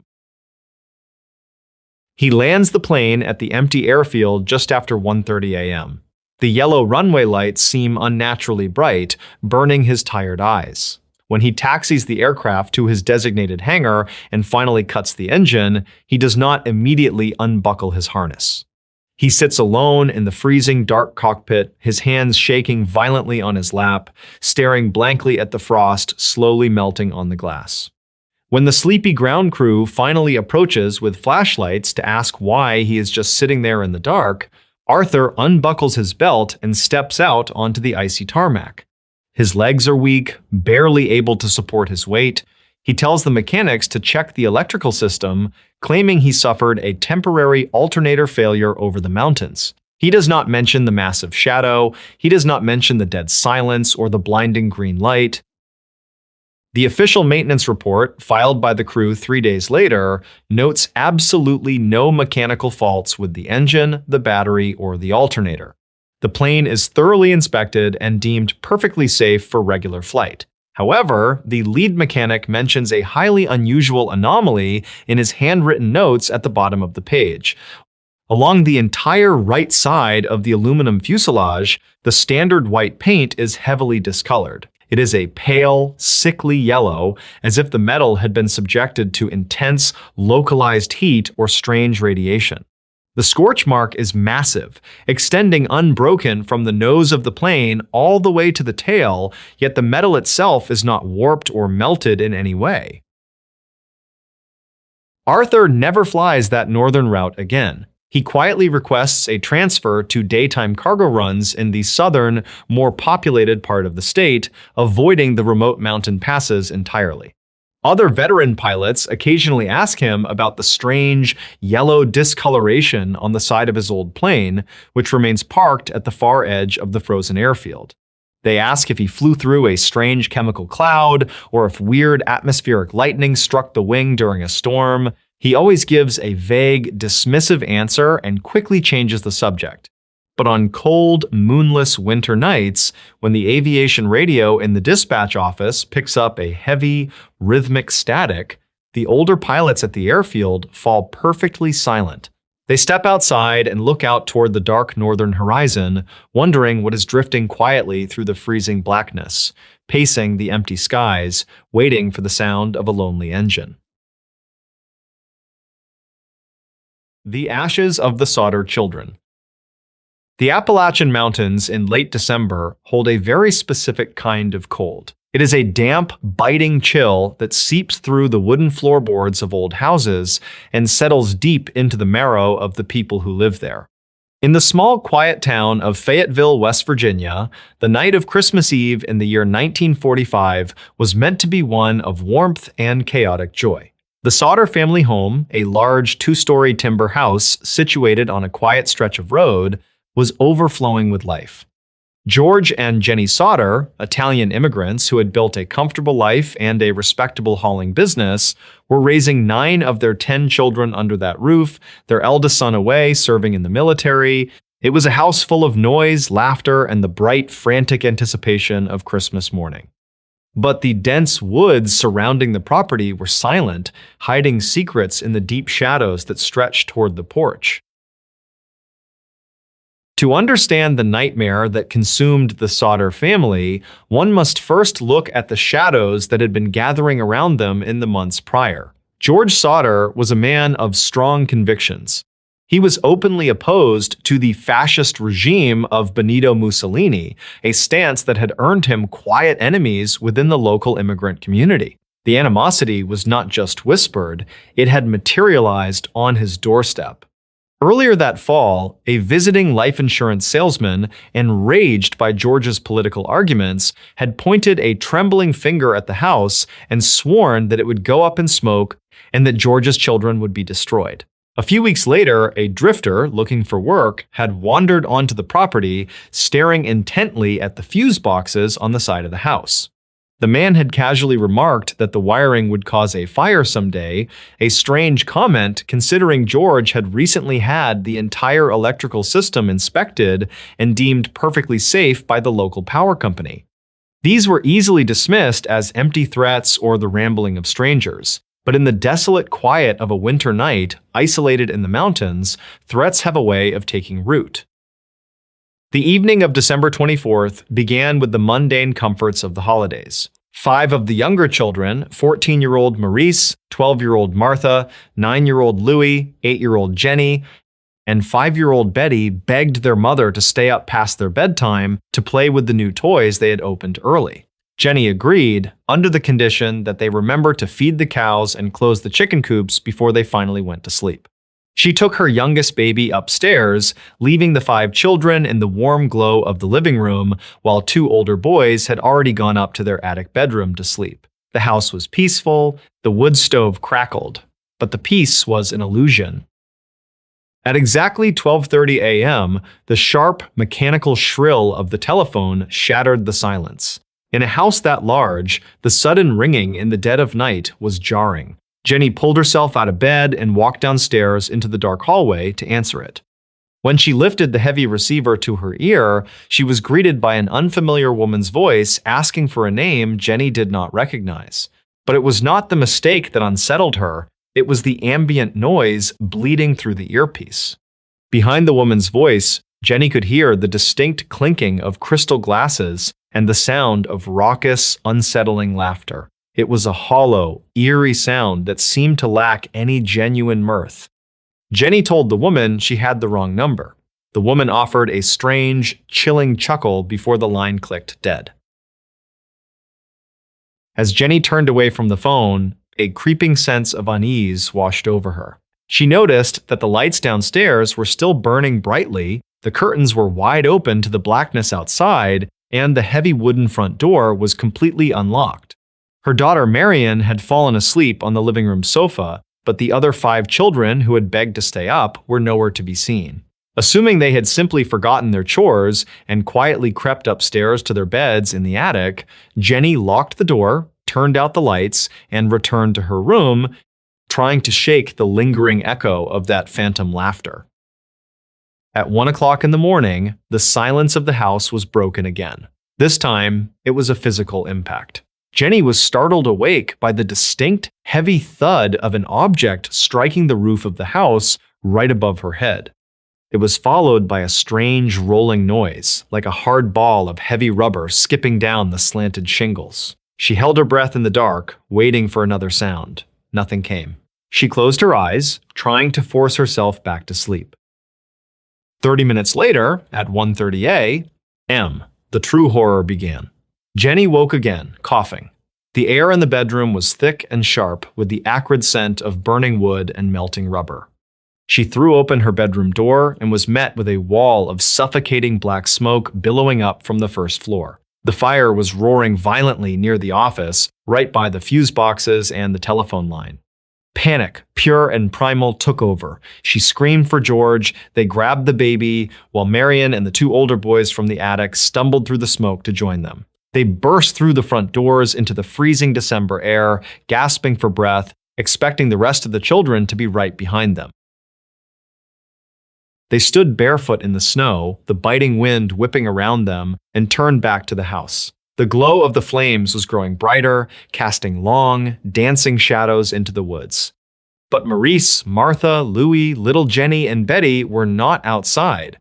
George, adrenaline flooding his veins, rushed back toward the burning house.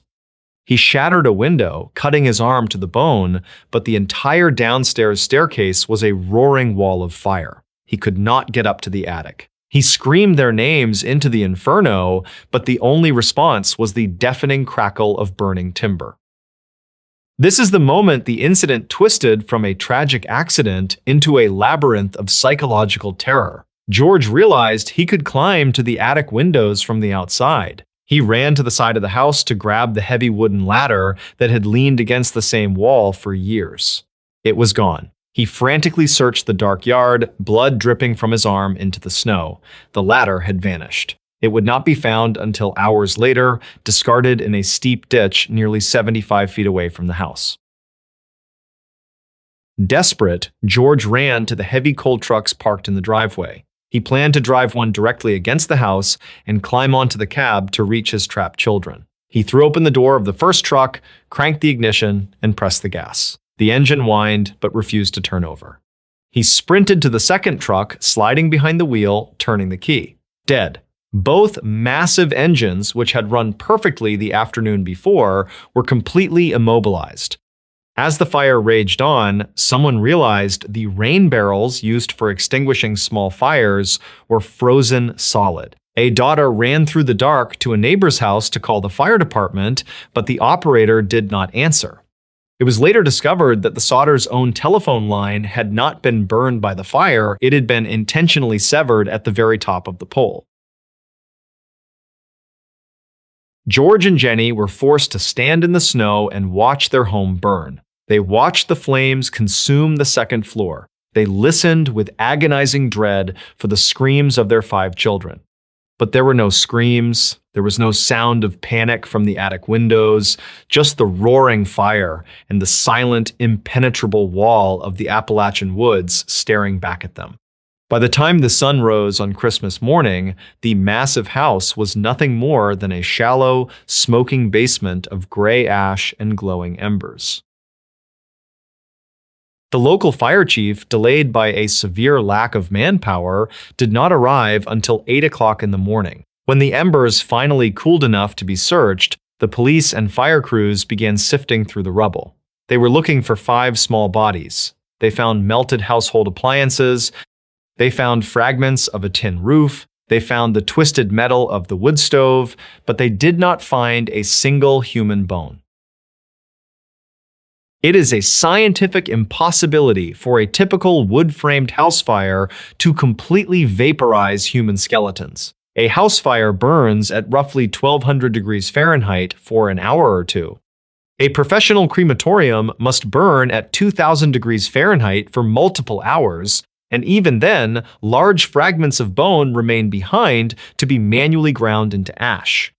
The idea that 5 distinct human skeletons were reduced to absolutely nothing but gray dust in a brief residential fire defies the laws of physics. The searchers sifted the dirt, they dragged rakes through the soot.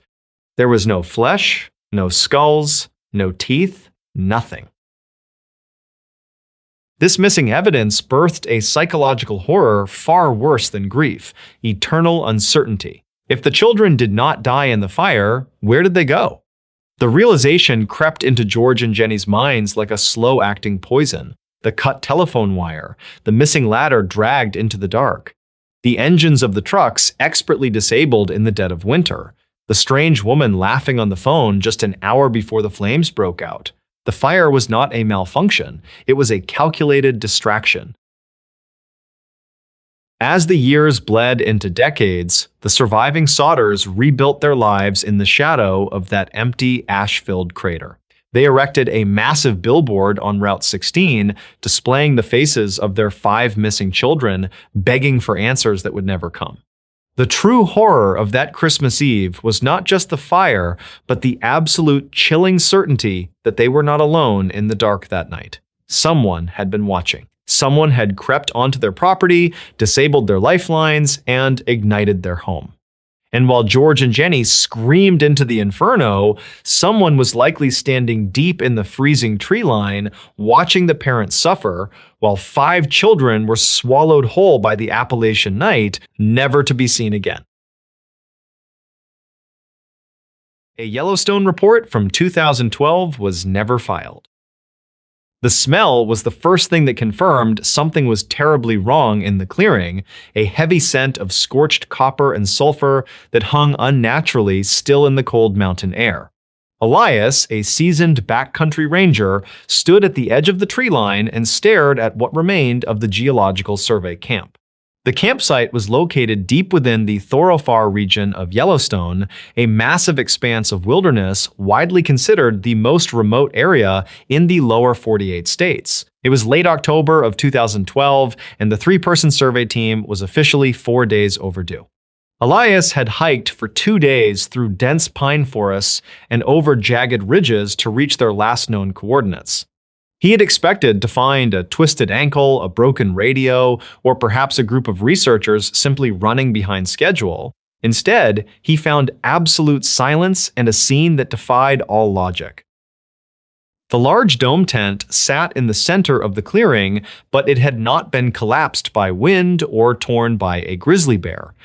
The bright orange nylon was entirely melted, fused together into a hard, glossy shell that reflected the gray afternoon light. The damage did not look like the result of a campfire gone out of control.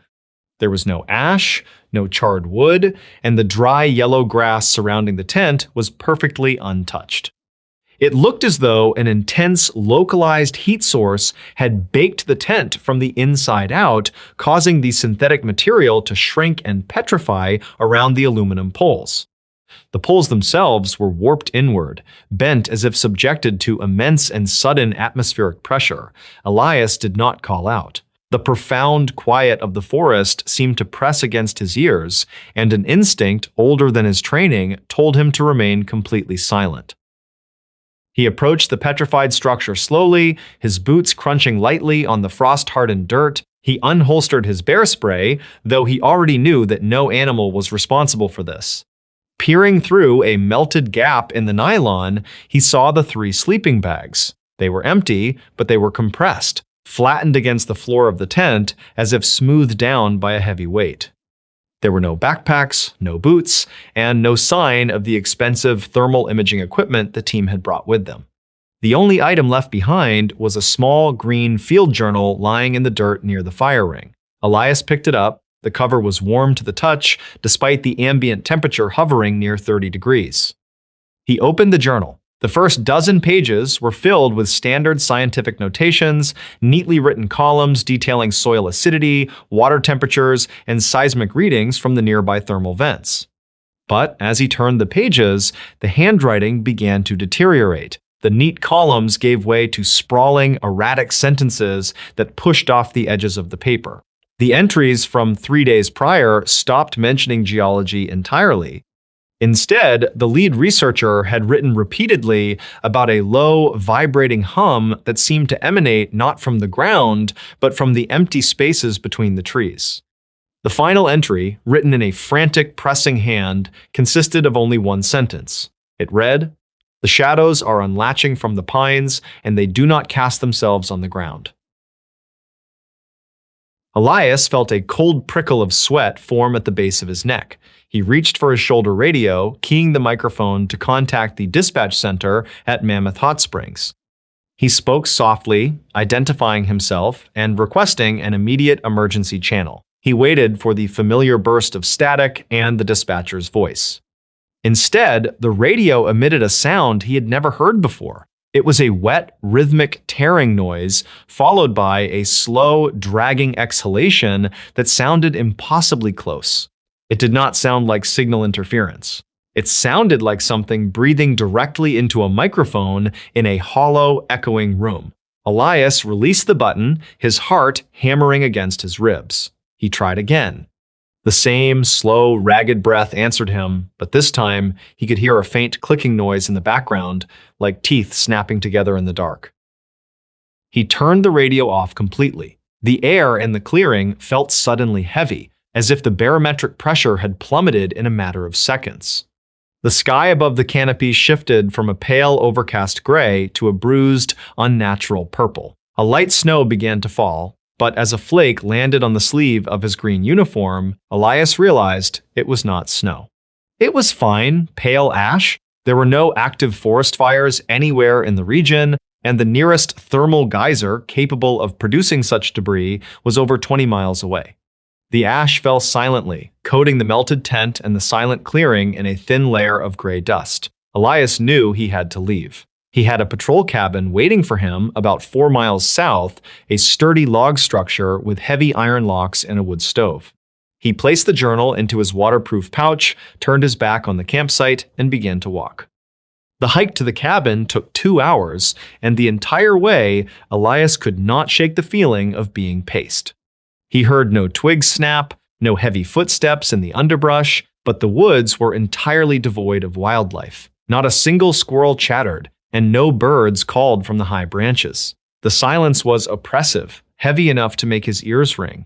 Every time he stopped to check his compass, he felt a strange, cold pressure on the back of his neck, the distinct sensation of being observed by something that understood exactly what he was doing. When the small, dark shape of the Thorofar patrol cabin finally appeared through the trees, Elias felt a wave of relief so intense it made his knees weak. He unlocked the heavy wooden door, stepped inside, and immediately threw the deadbolt. He pulled the thick iron shutters across the 2 small windows, plunging the single-room cabin into darkness. He used his flashlight to find the woodpile in the corner and quickly built a fire in the cast-iron stove. The fire caught, but the flames burned with a strange pale blue hue, casting long, twisting shadows against the log walls. Elias sat in the only chair, his radio turned off, the heavy quiet of the cabin wrapping around him. He ate a cold ration bar and tried to rationalize what he had seen. A freak lightning strike, anomalous geothermal activity, a collective psychological break among the survey team. He repeated these theories to himself, trying to build a wall of logic against the creeping dread in his stomach. Night fell completely. The temperature outside plummeted to the single digits, and the logs of the cabin began to groan and pop in the extreme cold. It was near midnight when the silence was finally broken. The radio, which Elias had securely clipped to his tactical vest and powered down hours ago, suddenly crackled to life on its own. The green indicator light flickered in the dim room. A voice began to speak through the speaker. It was not the dispatcher. It was Elias's own voice, recorded from his earlier attempt to call for help. He heard himself say, "Yellowstone Dispatch, this is Thorifar Patrol." But the audio was distorted. It was slowed down, dragged out into a deep, guttural drawl, and underneath his own words, he could hear that same wet, rhythmic breathing. The playback looped 3 times, growing slightly louder with each repetition before cutting off into dead silence. Elias did not move. He sat frozen in the chair, his eyes locked on the radio. Then, a sound came from outside. It was not the wind. It was a soft, heavy thud against the exterior wall of the cabin about 10 feet away from the door. It sounded like a wet sack of flour being dropped against the wood. A few seconds later, another thud hit the wall, this one higher up, near the roofline. Then came a sound that made his blood run cold. It was a scratching noise, slow and deliberate, dragging along the logs toward the shuttered window. It did not sound like claws. It sounded like bare, rigid fingers scraping against the timber. Driven by a terrifying compulsion he could not explain, Elias stood up and walked silently to the window. His hand trembled as he gripped the iron latch of the shutter. He opened it just a fraction of an inch, creating a tiny slit to peer out into the clearing. The moon was hidden behind thick clouds, but the pale ash covering the ground provided a faint, ghostly illumination. Standing at the edge of the tree line, about 50 yards away, were 3 figures. They were wearing the bright yellow and gray winter parkas of the missing geological team. But they were not acting like lost hikers. They were standing perfectly still, shoulder to shoulder, facing away from the cabin. Their heads were tilted back at an extreme, impossible angle, staring straight up into the pitch-black sky. They did not shiver in the freezing wind. They did not move a single muscle. Elias watched them for what felt like hours, unable to look away, until the pale light of dawn finally began to bleed over the horizon. When the sun broke through the clouds, the figures were gone. Elias waited until mid-morning before unbarring the door. He stepped outside, his rifle gripped tightly in his hands. He walked to the edge of the tree line where the figures had stood. The layer of frost and pale ash was completely undisturbed. There were no footprints leading into the clearing, and none leading away. It was as if they had simply ceased to exist when the light touched them. Elias packed his gear, locked the cabin, and began the brutal 30-mile hike back to civilization. He did not stop to rest, and he did not turn on his radio again. 2 days later, Elias sat in a brightly lit, windowless office at the park headquarters in Mammoth Hot Springs. He sat across from his sector supervisor, a stern man who listened quietly as Elias recounted every detail of the melted tent, the ash, the journal, and the figures in the dark. When Elias finished, he placed the small green journal on the desk. The supervisor stared at it for a long time, then reached into a drawer and pulled out a manila folder. The supervisor pushed the folder across the desk. He spoke in a flat, bureaucratic tone, stating that the geological survey team had emerged safely from the south entrance of the park 3 days prior. They had reported a minor equipment failure and decided to cut their expedition short. Elias opened the folder. Inside was a checkout log from the south entrance gate. It listed 3 names, complete with signatures and vehicle plate numbers. But as Elias read the names, a cold knot formed in his chest. The names on the checkout sheet did not match the names of the researchers he had been sent to find. He looked up at his supervisor, pointing out the discrepancy. The supervisor simply picked up the green journal, placed it into a heavy gray lockbox behind his desk, and told Elias that altitude sickness and isolation often cause severe auditory and visual hallucinations. He advised Elias to take a mandatory 2 weeks of paid leave, heavily implying that any further discussion of the incident would result in a permanent psychological discharge. Elias took the leave, and shortly after, requested a transfer to a different park entirely. He never returned to the thoroughfare. His detailed handwritten report was never entered into the digital database. If you search the public records for a missing geological team in the fall of 2012, you will find absolutely nothing. But among the veteran backcountry rangers of Yellowstone, a quiet rumor still circulates. They say that if you find yourself near the thermal vents of the deep thoroughfare late in the season and the temperature suddenly drops, you should never look out the windows of the patrol cabins. They say that sometimes, when the sky turns purple and the ash falls, you can still hear the static on the emergency channels playing back a slowed, distorted voice, accompanied by the sound of wet, rhythmic breathing. The creeping fog of the Appalachian Trail. The Appalachian Mountains hold a quiet arrogance, born of an age that the human mind can scarcely comprehend. They are some of the oldest peaks on Earth, worn down into rolling green ridges by hundreds of millions of years of wind and water. To the casual observer driving along the Blue Ridge Parkway, they are a picturesque tapestry of emerald forests and blue-tinted horizons. But to step off the paved roads and walk deep into the ancient timber is to cross a threshold into a different world. Beneath the dense canopy of oak, hickory, and pine, the shadows lengthen, and the damp soil swallows the noise of the modern world. It is a place of immense beauty, but it is also a place that keeps its secrets buried deep within the roots of the forest. For decades, an unsettling pattern has woven itself into the fabric of the trail. Experienced hikers, mountaineers, and hunters have walked into these woods and simply vanished. The phenomenon, often categorized by researchers as the missing 411 cases, shares a series of chillingly consistent characteristics. These are not novices who wander off with inadequate gear. They are survivalists, trail runners, and veterans of the wilderness. They disappear in the blink of an eye, often leaving their equipment behind, and when search and rescue teams arrive, they find nothing. No tracks, no torn clothing, no signs of an animal attack.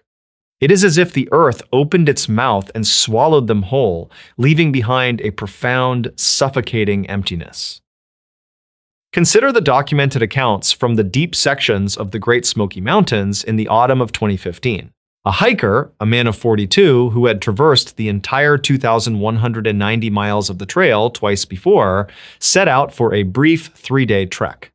He carried a satellite beacon, topographical maps, and enough provisions to survive for a week. The weather forecast was clear, predicting crisp autumn sunshine and mild breezes. According to the lore gathered from those few who claim to have barely escaped similar encounters, the descent into terror does not begin with a roar, but with a whisper. It was early afternoon, perhaps 2:30 p.m., when the atmosphere shifted. The hiker had established a small camp in a clearing surrounded by ancient, towering pines. The sun was shining through the canopy, painting golden streaks across the forest floor. He walked away from his bright orange tent to collect dry firewood, carrying only his brass compass and a small hatchet. He took no more than 30 steps. Then, the air grew suddenly, unnervingly cold. The temperature plummeted by at least 20 degrees in a matter of seconds. The warmth of the sun was abruptly severed, replaced by a creeping, unnatural chill that settled into his bones. From the hollows beneath the ridge, a dense fog began to pour upward. It did not drift like natural mist. It moved with a deliberate, almost predatory intent. It was thick, a blinding, milky white vapor that rolled over the ferns and swallowed the trunks of the pines. Within a minute, the visibility was reduced to less than 5 feet. But the fog was only the visual manifestation of the nightmare. The true horror arrived with the silence. Researchers call it the Oz effect. One moment, the forest was alive with the chaotic symphony of nature. The chattering of squirrels, the rustling of dry leaves in the wind, the rhythmic chirping of insects, and the calls of songbirds overhead. The next moment, a heavy acoustic deadness slammed down over the woods. Every single sound ceased completely. The wind died, the insects went entirely mute. Even the sound of the hiker's own breathing seemed muffled, as if the air itself had turned into thick velvet. It was a sensory deprivation so absolute that it caused a profound, agonizing pressure in the inner ear. The forest was no longer a habitat. It felt like a tomb, and he was entirely alone inside it. Panic is an instinct that experienced survivalists are trained to suppress. The hiker stopped, took a deep breath, and turned around to walk the 30 steps back to his bright orange tent. He counted his paces: 10, 20, 30, 40. He stopped. There was no tent. There was no clearing. There were only endless, identical gray trunks of pine trees fading upward into the suffocating white mist. He had walked in a perfectly straight line, yet the topography around him seemed to have shifted entirely. He felt the distinct, sickening sensation of being watched. The hairs on the back of his neck stood up, and a primal alarm bell rang in the deepest part of his brain. Something massive, unseen, and hostile was observing him from just beyond the veil of the fog. He pulled the brass compass from his pocket, trusting the magnetic north over his own confused senses. He held it flat in his palm. The red needle did not point, it spun. It rotated in a slow, continuous circle, unaffected by the Earth's magnetic field, as if the laws of physics had been suspended within this isolated pocket of the woods. The needle spun faster, clockwise, then abruptly jerked and spun counterclockwise. Spatial reality was unraveling. The hiker was no longer in the Great Smoky Mountains. He had stepped into a fractured layer of reality, a place not printed on any topographical map. Then the silence was broken, not by a bird nor the wind, but by a voice. It came from somewhere deep within the impenetrable fog, perhaps 50 yards to his left. "Hello?" the voice called out. The hiker froze, his blood running cold. It was not a stranger's voice, it was his own voice. The pitch, the cadence, the slight rasp of a dry throat, it was an absolutely perfect auditory mirror of his own vocal cords. The sound did not echo, it fell flat against the mist. A few seconds later, it called out again, this time from a different direction, behind him to his right. "Is anyone there?" it asked, mimicking the exact inflection he would have used if he were lost. The mimicry was bait. The intelligence behind the voice understood human psychology perfectly. It was trying to draw him away from his path, luring him deeper into the disorienting maze of the fog. The hiker knew, with the absolute certainty of a prey animal, that if he walked toward that voice, he would cross a boundary from which no living soul ever returns. He stood perfectly still, gripping the handle of his hatchet, surrounded by a forest that was actively hunting him. The trees seemed to close in, the trunks shifting silently closer whenever he blinked. The voice called out a third time, now just 10 feet away, whispering from right behind his shoulder, speaking his own name in his own voice. When the official search and rescue operation was launched 48 hours later, the weather had cleared, the sun was shining, the forest was loud with the sounds of birds and rustling leaves. Over 50 volunteers, park rangers, and state police scoured the grid where the hiker had planned to camp. They found his bright orange tent exactly where he had pitched it. His backpack, his sleeping bag, and his satellite beacon were all inside, but there was no sign of the man. The most chilling detail of the official report was the behavior of the search dogs. 3 highly trained bloodhounds, dogs that had tracked escaped fugitives through swamps and found lost children in the darkest nights, were brought to the campsite. They were given the missing man's sleeping shirt for the scent. The handlers led them to the edge of the clearing, toward the tree line where the hiker had presumably gone to collect wood. The dogs hit an invisible wall. They planted their paws into the dirt, tucked their tails between their hind legs, and refused to move forward. They began to whine, a low, terrified sound backing away from the trees. One hound laid down in the dirt and began to violently shake, absolutely refusing to lift its nose to the wind. The dogs knew what the humans could not see. Whatever had taken the hiker was not natural, and the scent trail led into a nightmare they refused to enter. The case remains open, an unresolved file locked away in a cabinet, just one more name added to the vast, silent list of the missing 411. The Appalachian Trail remains open to the public. Every year, millions of hikers walk its paths, marveling at the ancient beauty of the rolling green ridges. They set up their tents, light their fires, and fall asleep under the stars. But those who know the lore never walk far from the light of their campfires. They know that the forest is old, that it is patient, and that sometimes, when the fog rolls in and the woods go completely silent, the mountain decides it is hungry. He reported something strange in Yosemite, then he vanished. By the time the second call came over the radio, the ranger station had already marked him as delayed. His last check-in had been thin with static. A clipped voice carried through the dark like something dragged across stone. He had said the trail was empty. He had said the campfire smoke had no source. Then, after a pause so long the dispatcher thought the signal had dropped, he added that something was moving below the tree line where nothing should have been moving at all. The trail he had been assigned to watch was one of the quieter routes in Yosemite, a long and narrowing path used mostly by experienced hikers, backcountry campers, and the occasional photographer who preferred the high silence away from the valley roads. It was the kind of place where a person could walk for hours without hearing another voice. The incident reports from that stretch were ordinary most of the time. Twisted ankles, lost gear, improper food storage. Once in a while, someone would claim they had heard footsteps outside their tent and found no tracks in the morning. But reports like that were usually set aside with a line about nerves, wind, or distant wildlife moving after dark. Even so, there had been enough strange complaints over the years to give that trail a reputation among seasonal staff. A few hikers had described hearing slow movement in the brush far above them in places too steep for a person to climb and too bare to hide a bear. One couple said they watched stones roll down from an exposed ledge and expected to see a deer or mountain lion at the top, but nothing appeared.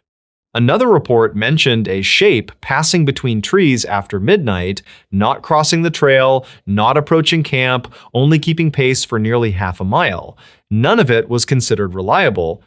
The park received stories like that every season. The mountains made distance, behaved strangely, sound traveled where it should not, shapes changed in moonlight. People came back tired and uncertain and ashamed of how frightened they had been by ordinary darkness.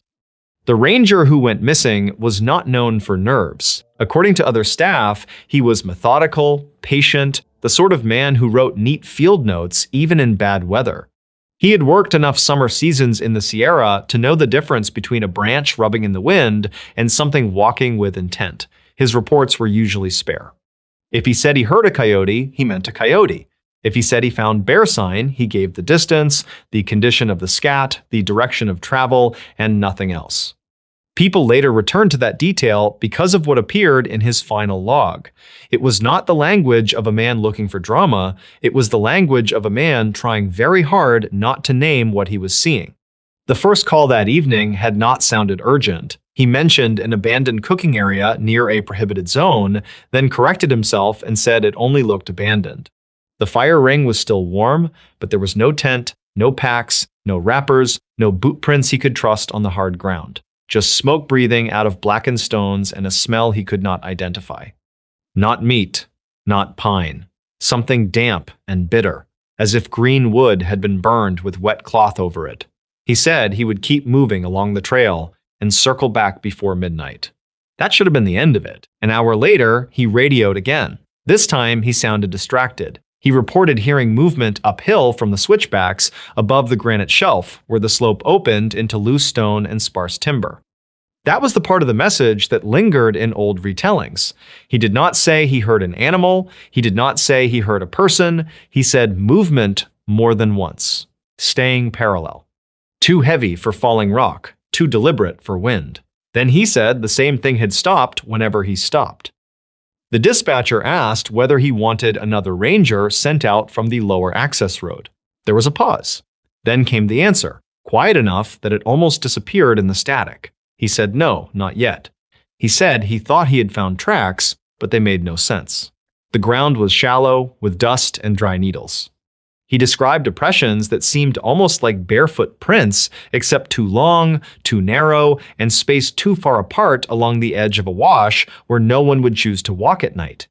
A few moments later, he corrected himself again. He said perhaps they were not prints at all. He said he could only see them clearly when he looked away from them. By the time the moon rose over the ridge, the station had started logging his calls more carefully. Other rangers later claimed that the tone of the night changed after that point, not the forest itself. The room inside the station, radios were turned down lower, coffee went cold on the desk. A senior ranger stood over the map with one hand flat against the table, listening to empty bursts of static between transmissions. The missing ranger checked in once more and said he had reached a point overlooking a dry creek bed. He could see the pale ribbon of stone below him. He could see, or believed he could see, something shifting along it in sections as if parts of the darkness were moving separately and then joining again. When asked whether it might be a bear, he answered too quickly. No. Too low to the ground at first, he said, then too high. Search teams later found the place where he had stopped. The beam from his flashlight was discovered lying against a fallen log, still intact, though the batteries were nearly spent by then. His hat was recovered farther downslope, caught in a stand of brush. The dirt around both items offered almost nothing. No drag marks, no clear blood. No sign of struggle that anyone could point to with confidence. There were scuffs in the dust and fresh stone turned over near the creek bed, but a search area in the mountains changes quickly once boots begin crossing it. What unsettled some of the team was not what they found, but what they did not. There was no obvious path of retreat, no clean line of tracks leading away. It was as though he had set his light down to look at something and then simply ceased to have weight. His field notebook turned up the following afternoon in a shallow break in the granite, protected from the wind by chance or by placement. The earlier entries were ordinary: campsite checks, trail erosion, a note about a fallen branch blocking part of the route. Then, near the end, the writing changed. Lines slanted downward, words crowded together. He mentioned hearing stones click against each other below the ridge. He mentioned the smell returning. He wrote that the deer had gone silent long before sunset, which he found wrong for that area. Then came the line most often repeated in whispers by people who know the story only halfway. Something moving where no wildlife should have been. No antler corridor, no cover. No reason for anything living to be there. Beneath that, in smaller writing, he added that it seemed to understand the trail better than he did. There was one final entry written so quickly that some investigators later disagreed about the exact wording. Most versions say he noted a shape standing in the creek bed where moments earlier there had been nothing at all. Others believed the line described not a shape, but a section of darkness that remained after the moon moved on. The page ended with an unfinished sentence about height, not how tall it was, how high its shoulders seemed when it crossed the stone. That detail disturbed people because the creek bed offered little cover, and because anything crossing there should have made sound, should have dislodged rock, should have announced itself in one of the many ordinary ways that living things do. The notebook gave no such sound, only the statement that it was closer now. At some point after reading the notebook, members of the search team began sharing their own observations more reluctantly. One ranger admitted that during the second night of the search, he heard what sounded like slow footfalls above camp, pacing from one side of the slope to the other without ever descending. Another said he woke before dawn and saw a figure near the tree line, standing at an angle that suggested it was looking down into camp, though when he fully sat up, it was no longer there. These accounts were never treated as evidence. Officially, they remained exhausted impressions from men who had spent too many hours in cold air under too little sleep. But in the years that followed, some of those same men refused assignments on that trail after dark. The practical explanations were many and sober: a fall into a narrow crevice, a medical event in rough country, disorientation, exposure. Yosemite is not gentle to the lost, and the distance between a misstep and a disappearance can be very small in the high backcountry. Search operations in such terrain are always imperfect. Ravines hide what they take, snow arrives, water shifts debris, animals scatter what little remains. There was never enough to prove anything else. That, in a way, made the story worse. The mountain offered no conclusion, only absence, and absence has room for every kind of rumor. Still, the reports did not stop. Over the following seasons, a handful of hikers from that same corridor described odd disturbances that fit too neatly with the old notebook to be comfortable. One man claimed he heard someone walking beside him in the dark while he packed his campsite, though every time he turned his head, the sound shifted farther uphill. A pair of backpackers told staff they had seen a distant light moving below the ridge, too low and too steady to be a headlamp carried by a person. A woman who came down from the trail at dawn said she had listened to pebbles roll in short, measured bursts from the creek bed below her, as if something was crossing stone in careful steps. She waited for a deer. She waited for a bear. The creek bed stayed empty. Among local retellings, the story changed shape the way mountain stories often do. Some said the missing ranger found evidence of an illegal camp and followed the wrong people into the trees. Some said he succumbed to altitude and fear, that the notebook recorded the unraveling of a tired mind. Others, more quietly, repeated the older belief that there are places in wilderness where human pathways cut through ground that does not welcome being mapped or patrolled. In those versions, the thing on the slope was never described clearly. It did not need to be. It was enough that it moved where nothing should move, and that a man trained to recognize the ordinary world had taken one look and failed to place it inside that world at all. Years later, portions of the incident file were reportedly requested by people with no relation to the family, no legal reason, no clear purpose beyond curiosity. One former employee, speaking only in general terms, said the strangest part of reviewing the file was the radio transcript. On paper, the missing ranger sounded calm right up until the end. Not calm in the reassuring sense. Calm in the brittle sense, like someone holding still while waiting for a large animal to choose whether or not to come closer. His final transmission was broken by static and never fully recovered, but most versions agree on the last clear phrase. It is there in old copies and in the memory of those who heard it live. He said it had stepped onto the trail behind him, though he had never heard it climb. The trail remains open. People still walk it beneath clean morning light, with granite shining pale through the trees and ravens turning slowly over the ridges. Most return with photographs, sore legs, and no story worth telling. But now and then, according to rangers and hikers who speak cautiously about such things, someone comes back altered by a night they cannot explain. They describe an empty section of trail that felt occupied. They mention a smell like wet ash where no fire had burned. They admit, often with embarrassment, that they heard movement pacing them from a slope too barren to hide a living thing. Those reports are still written down in the plain language of park paperwork and filed among the ordinary troubles of the backcountry. Yet the old story remains beneath them, quiet and persistent, like water under stone, because the ranger was never found, because his light was left facing the trees. And because in the final line he ever wrote, he did not say he was being followed. He wrote that whatever had been moving out there had finally learned where the trail would take him. A British Columbia forest report was filed and then removed. The digital log appeared on the regional supervisor's terminal at 3:14 a.m., tagged with a priority code that had not been used in the British Columbia Provincial Forestry Network in over 20 years. The supervisor, a man who had spent 3 decades monitoring the vast unmapped expanses of the coastal wilderness, sat forward in his chair.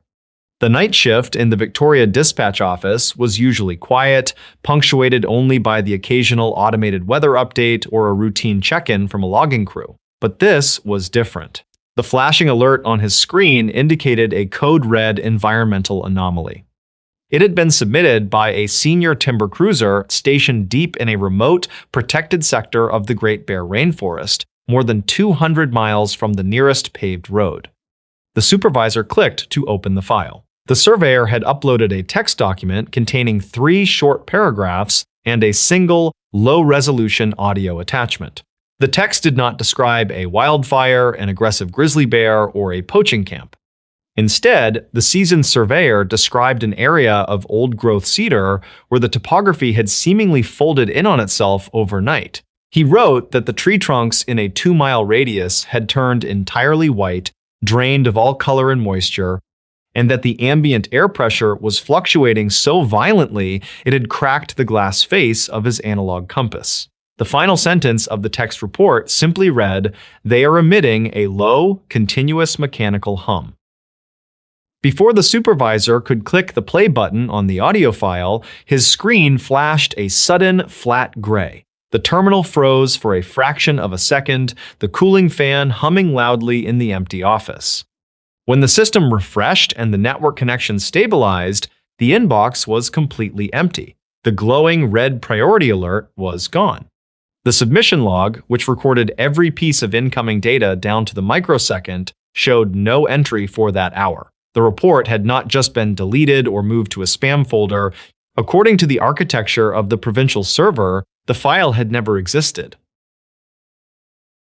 The supervisor immediately picked up his desk phone and called the overnight information technology department. He woke a technician who remotely accessed the regional router to run a diagnostic trace. The technician sounded confused as he reported his findings. He confirmed that a data packet of significant size had indeed pinged the primary receiver at exactly 3:14 a.m., but the origin node was now returning a fatal error. Someone or something had executed a hard scrub of the network. Furthermore, the GPS coordinates attached to the surveyor's transmission were now blocked out on the digital map. The sector, a dense valley previously mapped and surveyed dozens of times, was now registered in the database as a blank, unassigned zone. By 6 o'clock in the morning, a quiet panic had begun to set in among the upper management of the forestry department. The surveyor was a veteran of the woods, a man who spent months alone in the deep bush and was known for his grounded, pragmatic nature. He was not prone to exaggeration, and he certainly did not possess the technical capability to hack a secure government database to erase his own reports. The department authorized a private helicopter charter to fly over the coordinates at first light, bypassing the official search and rescue channels to avoid drawing unwanted attention to the missing data. The pilot reached the airspace above the valley at 8:30 a.m. The weather across the coast was clear, with bright morning sunlight illuminating the endless sea of green pine and cedar. But as the helicopter banked over the specific coordinates, the pilot radioed back to dispatch with a hesitant voice. A perfectly circular column of thick gray fog was rising from the valley floor, obscuring the canopy entirely. The fog was not drifting with the wind. It remained entirely stationary, rising like a solid pillar. The pilot noted that as he passed within 1 mile of the fog bank, his instrument panel began to flicker, and a loud, rhythmic static washed out his communication relay. He was ordered to return to base immediately. A small, specialized ground crew was assembled 48 hours later. They were briefed only that a surveyor had missed his scheduled satellite check-in and that equipment failure was suspected.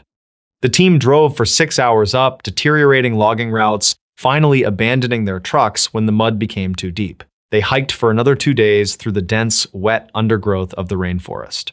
The expedition leader later noted in his personal journal that the transition into the surveyor's sector was not gradual. It happened over the course of a single step.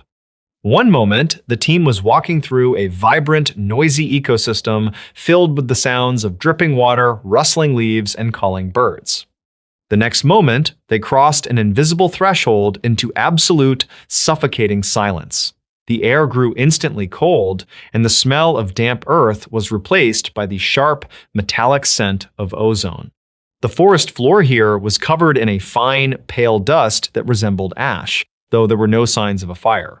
As they pushed deeper into the valley, they saw the trees. Just as the deleted report had described, the towering ancient cedars had been stripped of their bark and color. The wood was bone white, smooth to the touch, and strangely warm. The branches were completely bare, reaching up into a canopy that was shrouded in the unnatural, stationary fog. The ground team moved slowly, their unease growing with every silent step. There was no wind, yet the white trees seemed to vibrate slightly, transferring a deep, sub-audible tremor through the soles of the searchers' boots. They found the surveyor's camp just before dusk. The heavy canvas tent was fully erected and entirely untouched. His camp stove, climbing gear, and emergency rations were neatly organized on a folding table. The site showed no signs of a struggle, no animal tracks, and no indication of a hasty departure. However, when the expedition leader unzipped the tent to look inside, he found the surveyor's heavy winter jacket laid perfectly flat on the sleeping bag. The jacket was completely dehydrated. The synthetic fabric crumbled into brittle flakes when the leader tried to pick it up, as if all moisture had been instantly baked out of it in a vacuum. Sitting beside the crumbled jacket was the surveyor's physical logbook. It was a heavy, leather-bound ledger required by the province for legal record-keeping. The leader opened it, hoping to find a written copy of the deleted digital report. The first 40 pages were filled with mundane daily notes, weather observations, and soil acidity measurements. But the pages covering the final 3 days of his deployment had been removed. They were not torn out in a rush. They had been excised with surgical precision, sliced perfectly down the binding so that barely a paper fiber remained. The only electronic device left in the camp was a secondary handheld GPS unit resting on a stump outside the tent. The search team gathered around it as the technician powered the screen on. The battery was somehow fully charged. It took a moment to acquire a satellite lock. When the numbers finally populated on the display, the team stared at the screen in silence. According to the uncorrupted hardware, their current elevation was not 4,000 feet above sea level, where they should have been. The device registered their elevation as a negative number, insisting they were currently standing 3 miles beneath the surface of the Earth. The expedition leader ordered an immediate retreat. The team hiked through the night, using headlamps to navigate the maze of bleached, vibrating trees, desperate to reach the tree line where the normal forest resumed. They left the camp exactly as they found it, taking only the corrupted GPS unit and the altered logbook. They spoke very little on the long drive back to civilization, each man privately haunted by the sheer, unnatural wrongness of the dead valley. When the team submitted their findings to the regional office, the response was swift and bureaucratic. The photographs they took of the white trees were confiscated and classified under a vague Environmental Protection Act. The anomalous GPS unit was sent to a federal laboratory in Ottawa and never returned. The surveyor was officially declared lost in the woods, his disappearance attributed to a tragic, unverified fall into a fast-moving river. A public warning was issued designating the specific coordinates as an unstable landslide zone, strictly off-limits to all hikers and commercial logging operations. The regional supervisor, who had seen the original, vanished report, chose to retire early a few months later. He packed up his desk, handed over his keys, and moved to a small town on the eastern edge of the province, far away from the deep woods. But he could never quite shake the memory of that night shift. He often thought about the speed with which the system had scrubbed the file, a deliberate erasure executed from a level of authority he could not even comprehend. Most of all, he thought about the audio file he never got to hear. Years later, rumors began to circulate among the older forest rangers. They whispered about illegal, deep earth acoustic scanning taking place in the remote sectors. They traded stories about campers who wandered too close to the hazard zones and reported hearing a sound that carried on the wind. It was not the sound of a landslide or a river or an animal. According to the locals who lived near the edge of the deep wilderness, on particularly quiet nights, you could stand at the boundary line and hear a low, continuous mechanical hum rising from beneath the roots of the trees. A missing 411 case where footprints suddenly stopped. The footprints in the morning frost did not fade away slowly, nor did they show any signs of a struggle or a sudden violent fall. They simply stopped. It was near the edge of a high granite ridge, about 2 miles north of the main trail, in an area of the state forest thick with ancient pine and jagged limestone outcroppings. The search coordinator, a man who had spent 30 years tracking missing persons through these specific mountains, knelt and stared at the final depression in the pale white earth. The left boot print was deep, pressing heavily through the crisp layer of frost and into the damp, dark soil beneath. There was no right boot print to follow it. Beyond that single, heavy indentation, there was only a vast, undisturbed sheet of frost covering the flat stone of the ridge. Nothing had brushed against the nearby ferns. No low-hanging branches were broken. It was as if the man had stepped forward with his left foot and simply ceased to be tethered to the ground. The geography of the upper basin was notoriously deceptive, a sprawling network of deep ravines and dense timber that could easily turn a seasoned hiker around. But the missing man was not a tourist. His name was Elias, a local surveyor who knew the topography of the northern ridge better than anyone in the county. He had walked out of his small cabin at 6 o'clock on a Tuesday morning in late October. The air that day had been crisp but clear, the kind of autumn morning that drew locals deep into the woods before the heavy winter snows arrived. He was dressed appropriately for the season in a heavy wool jacket, sturdy leather boots, and carried a small canvas pack with enough supplies to last well through the afternoon. According to the missing person report, Elias had only intended to check a line of remote trail cameras he maintained along the eastern edge of the property line. His wife told the 911 operator that he knew every stone and creek in that section of the woods. He had promised to return by noon for lunch. When 3 o'clock in the afternoon passed with no sign of him, a quiet, creeping unease settled over the house. When dusk arrived, bringing with it a sharp drop in temperature and the deep, total darkness of the mountain valley, that unease turned into a pressing emergency. By midnight, the first official search teams had already assembled at the trailhead with high-powered flashlights, radios, and a team of tracking dogs. The tracking dogs provided the first clear indication that this would not be a standard search and rescue operation. The handlers brought 3 experienced bloodhounds to the front porch of the cabin, allowing them to catch Elias's scent from a worn flannel shirt. Initially, the dogs performed exactly as trained. They pulled eagerly at their long leashes, leading the handlers up the familiar winding incline behind the property. They moved swiftly for the first hour, cutting through the dense, dark timber with absolute purpose, their noses close to the damp earth. But as the search party crossed the lower tree line and entered the shadow of the upper ridge, the behavior of the animals drastically changed. The lead dog suddenly stopped pulling. It lowered its head, sniffing frantically at a single patch of dead, frozen grass, before letting out a low, trembling whine and backing away. Within minutes, all 3 dogs sat rigidly in the cold dirt, refusing to take another step forward. They did not bark at the darkness. They did not circle looking for a lost scent. They simply sat close to their handlers, staring up into the black canopy of the towering pines, shivering violently despite their thick coats. The handlers eventually had to carry the dogs back down the trail, leaving the human volunteers to push forward alone. Witnesses in the search party later claimed that the woods felt entirely dead that night. The wind, which usually howled relentlessly through the narrow canyons of the basin, had dropped to an absolute unnatural standstill. The silence was so profound and heavy that the searchers could hear the blood rushing in their own ears, and the rhythmic squeak of their waterproof gear seemed to echo for miles. Usually, the forest at night was alive with the rustling of small animals in the underbrush, the sharp creak of settling wood, and the distant, lonely call of owls. But on that night, several seasoned rangers reported feeling an immense, suffocating pressure in the air, as if they were walking through the interior of a massive, soundproof room. Every beam of light sweeping through the trees seemed to stop short, swallowed by an unusual density in the dark.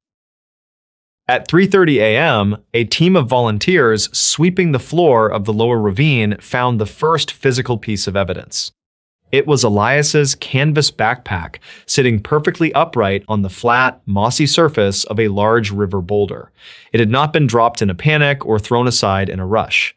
The shoulder straps were neatly arranged, tucked carefully beneath the base of the bag, and all the buckles were securely fastened. Inside, they found his metal water bottle entirely full, alongside his compass and a spare pair of heavy insulated gloves. The most unsettling detail of the discovery was the placement of his two-way radio. It was resting perfectly balanced on top of the closed backpack. The power switch was turned on, indicating the battery was still alive, but the volume dial had been rotated completely down to 0. It was a bizarre and troubling contradiction. A man lost or injured in the wilderness relies on a radio as his primary lifeline to the outside world. To deliberately silence the device and abandon it so carefully on a rock suggested either a calm, intentional choice to vanish or a state of mind that could no longer comprehend the concept of rescue. As the sun finally rose, casting long, pale, gray shadows across the basin, the trackers located a distinct set of boot prints in the soft mud near the boulder. The tracks clearly belonged to Elias, perfectly matching the heavy, deep-lug tread pattern of his winter boots, but the path they carved through the landscape made no logical sense. Instead of heading back down the gradual slope toward the safety of the valley and the highway, the prints turned away from home. They aimed directly toward the steepest, most unforgiving section of the mountain, a tangled mass of briars and loose scree. According to the lead rescue coordinator, the stride of the footprints was deeply alarming. The distance between the left and right impressions was impossibly wide. The spacing suggested that Elias was either running at a breakneck, desperate speed up a 45-degree incline or taking massive, leaping bounds through thick underbrush that should have been physically impenetrable. A human being could not maintain that kind of momentum up a mountain face without tripping, stumbling, or leaving signs of broken branches and crushed vegetation. Yet, the tracks were clean, perfectly spaced, and relentless in their upward trajectory. 200 yards further up the punishing incline, the team found another piece of the puzzle, and it only deepened the growing sense of dread. Draped carefully over a low-hanging hemlock branch was Elias's heavy wool winter jacket. It was not torn, snagged, or hastily discarded. It had been meticulously unbuttoned, taken off, and folded neatly over the damp wood. The temperature in the valley had dipped to 28 degrees overnight. Stripping off a primary layer of winter clothing in sub-freezing conditions is a recognized symptom of late-stage hypothermia, a fatal phenomenon known as paradoxical undressing, where a freezing brain falsely signals to the body that it is burning up. Yet, the veteran trackers noted immediately that the timeline for hypothermia simply did not fit the physical evidence. Based on the distance from his cabin, Elias would have reached this specific spot only 2 or 3 hours after leaving home, far too early for the deep, delirious, final stages of freezing to set in. Furthermore, the victims of hypothermia walk with a staggering, chaotic gait as their motor functions shut down. Elias's footprints leading away from the abandoned jacket remained straight, deep, and incredibly wide, showing a level of physical power and purpose that directly contradicted the symptoms of a dying man. At 9:15 a.m., the radio operator stationed back at the base camp experienced a highly unusual anomaly. For several uninterrupted minutes, a burst of thick, heavy static broke through the primary search and rescue channel.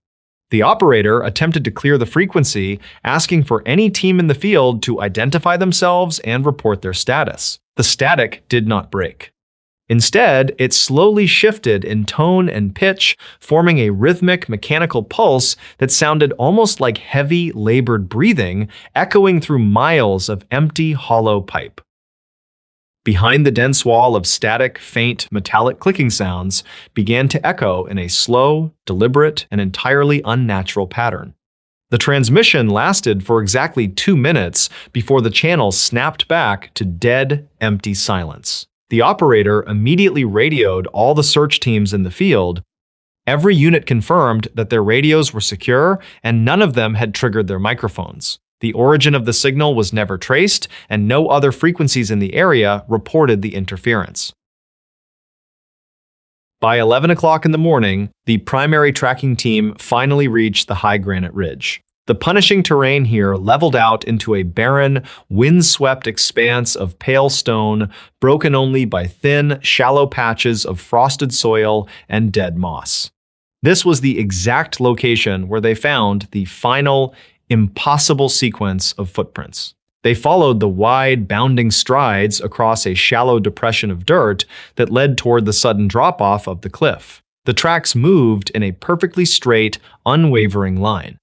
The searchers walked parallel to the prints, giving them a wide berth, deeply careful not to disturb the evidence. They counted exactly 12 massive steps across the morning frost.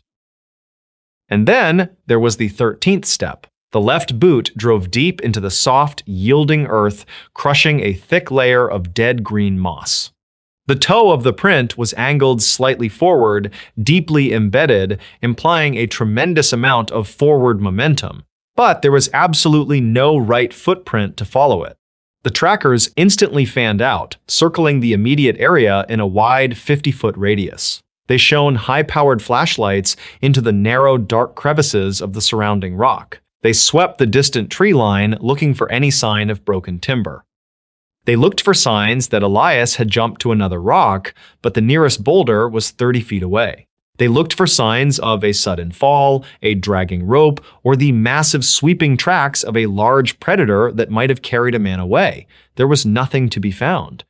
The earth was entirely undisturbed. The delicate crystalline frost on the granite just inches away from that final boot print remained entirely intact, glittering like broken glass under the cold, pale sunlight. The trail simply ceased to exist.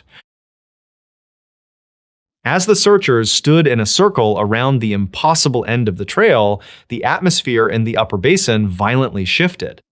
The oppressive, heavy silence of the morning was suddenly broken by a deep, low humming wind that seemed to vibrate directly through the thick rubber soles of their boots. The sky above the ridge, which had been a clear, piercing, cloudless blue just moments before, darkened with a terrifying and unnatural speed. Thick, bruised gray clouds rolled over the jagged peaks, sealing the valley floor in a sudden, premature twilight. The temperature plummeted 10 degrees in a matter of minutes, chilling the sweat on the necks of the searchers. Small, hard pellets of ice began to fall from the blackening sky, striking the granite ridge with sharp, rhythmic taps that sounded like scattering nails. The lead rescue coordinator knew the brutal protocol for sudden mountain weather. A squall moving this fast in the upper basin could easily trap, freeze, and kill an entire team of experienced men.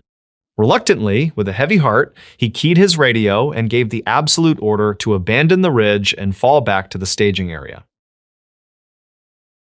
The men cast one last, long look at the single, final boot print resting alone in the frost before turning away and beginning the dangerous descent. By the time they reached the safety of the lower tree line, the snow was falling in heavy, blinding horizontal sheets. The unseasonal storm locked the mountain down for 3 full days, burying the high ridge under 4 feet of dense, heavy, wet snow. The weather effectively erased the strange trail, destroyed any remaining scent markers, and buried whatever evidence might have been left on the stone. When the deep thaw finally came weeks later, local rangers made one last quiet attempt to search the high areas of the basin. They did not find Elias. They did not find his remains, his missing clothing, or his other boot. They did, however, find one of the remote trail cameras he had gone out into the woods to check on that very first morning. It was strapped tightly to the trunk of an old birch tree about 1 mile south of where his footprints had inexplicably vanished. The plastic outer casing of the camera was deeply cracked, and the battery cover was missing, but the memory card sealed inside the waterproof housing was miraculously still intact.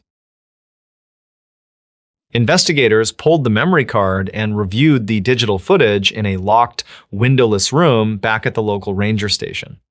According to the heavily redacted incident report later obtained by researchers, the camera had captured only a single, silent photograph at 2:45 p.m. on the day Elias disappeared.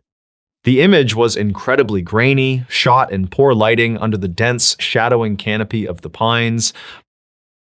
In the extreme foreground of the image, the very edge of Elias's heavy wool jacket was partially visible. It was slightly out of focus and blurred, capturing the exact moment he was walking past the hidden lens. But the true focus of the camera's automated sensor was drawn to the distant background. Deep in the dark, tangled timber, perfectly aligned with the direction Elias was walking, the shapes of the ancient trees appeared strangely distorted and bent. The shadows in the photograph did not match the natural angle of the afternoon sun. Instead, the darkness seemed to pool together into a single, unnatural, towering shape that stood between the trees, appearing to absorb all the ambient light around it. There were no distinct facial features, no reflections of eyes, and no recognizable outline of a natural animal. It was just a profound, empty, towering mass of darkness standing perfectly still among the pines, waiting on the exact path that Elias was walking toward. The case of the missing surveyor remains officially open, filed quietly under unexplained local disappearances. The dense woods surrounding the upper basin were eventually closed to casual hikers, with the state citing dangerously unstable terrain and deeply unpredictable weather patterns as the official reason. But those who have lived in the shadow of the valley for generations still talk quietly about the man who walked up the mountain and simply stepped off the face of the earth. The story has woven itself into the fabric of the local folklore, becoming a whispered warning passed down to young hunters. They say that sometimes, in the absolute dead of winter, when the biting wind completely drops and the ancient trees grow utterly, unnaturally silent, you can still find massive, wide, bounding footprints carved deeply into the fresh snow. Those foolish enough to track them follow the impossible strides for miles, winding through the darkest and most isolated parts of the forest until they finally reach an open clearing or a high, lonely ridge. And there, alone in the freezing, absolute silence, the tracks always stop. A case from 1998 in the Smoky Mountains was never closed. The dark green canvas backpack was found resting perfectly upright on a moss-covered log 7 miles off the designated trail. It was unzipped just enough to let the morning rain gather inside, yet the exterior remained unnaturally clean. There was no mud on the straps, no tear in the fabric from the dense thorns of the surrounding rhododendron thickets. It sat there in the heavy gray fog as if it had been placed by careful, deliberate hands only moments before the search team arrived. But there was no one around. There was only the endless, suffocating silence of the deep woods. The Great Smoky Mountains contain hollows and ravines that rarely see sunlight. In late October of 1998, the fog rolled through these valleys thick enough to swallow a person whole. A 32-year-old hiker traveling alone had walked into this mist 5 days earlier and simply ceased to exist. He had left no itinerary at the ranger station, only a brief note on the dashboard of his sedan parked near the trailhead. The note said he would return by Sunday evening. When Tuesday morning arrived with no sign of him, the search began. At first, the authorities treated it as a routine rescue operation. Hikers wander off the paths often. They twist ankles in the slick rocks, they lose their bearings in the sudden shifts of weather, they hunker down and wait for the flashlights of the search parties. But by the 4th day, the mood among the volunteers had shifted. The tracking dogs, usually reliable even in the damp mountain air, began to behave strangely. They would pull their handlers toward a specific ravine only to stop dead at the tree line, whine, and refuse to step any further into the brush. The discovery of the backpack on the 5th day was the first concrete piece of evidence. Inside, investigators found a spare wool sweater, a half-empty canteen, a topography map folded perfectly along its creases, and a single roll of 35mm film. There was no food, no compass, and no sleeping bag. The lead ranger noted in his report that the placement of the bag felt wrong. It was perched too precariously on the rotting log. A sudden gust of wind or the brush of a passing animal would have knocked it into the mud. It seemed staged, left behind as a marker for something the search party could not see. That evening, a severe storm grounded the helicopters and forced the search teams back to the staging area. The rain pounded the metal roof of the temporary command center, drowning out the static of the radio equipment. It was a miserable, cold night.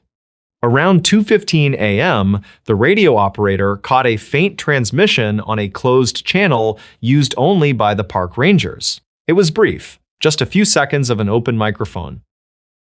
According to the official logs, there was no voice on the other end. There was only the rhythmic sound of a shovel striking soft, wet earth.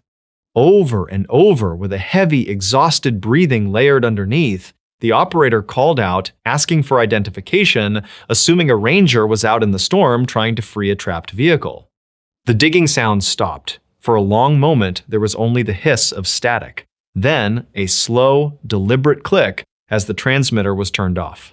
The operator logged the event, feeling a sudden chill that he could not explain. The following morning, a specialized tracking team descended into the hollow where the backpack had been found. The rain had washed away most of the forest floor, turning it into a river of brown sludge. Yet, incredibly, they found footprints. They were isolated, appearing abruptly in a patch of soft clay near a swollen creek. But the stride of the prints was unnatural. The distance between the left foot and the right was nearly 6 feet. No human could walk with a stride that wide without running, yet the depth of the impressions suggested a slow, agonizingly heavy walk. The footprints did not trail off, they simply stopped. The final print was sunk deep into the clay, right at the edge of a sheer drop-off that plummeted 70 feet into a gorge of jagged slate. The searchers peered over the edge, expecting to find a broken body at the bottom, but there was nothing. No torn branches, no disturbed rocks, no blood, just the rushing water of the creek far below. A photographer with the search unit took 3 Polaroid pictures of the strange tracks. He placed them in a manila folder, sealing it with standard evidence tape. The folder was handed over to the chief investigator and locked in the evidence safe at the main ranger station that afternoon. The investigation was moving from a rescue mission to something much darker, though no one wanted to say it out loud. 3 days later, 2 local hunters who had joined the search effort reported finding a campsite.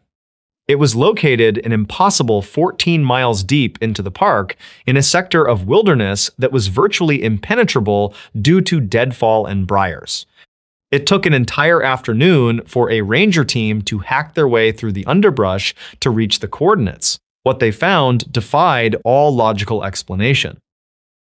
A small single-person tent was set up in a small clearing, but it was not on the ground.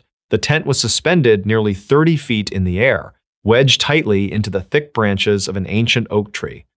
It was perfectly pitched, the nylon pulled taut, the stakes driven deep into the thick, rotting bark of the upper limbs.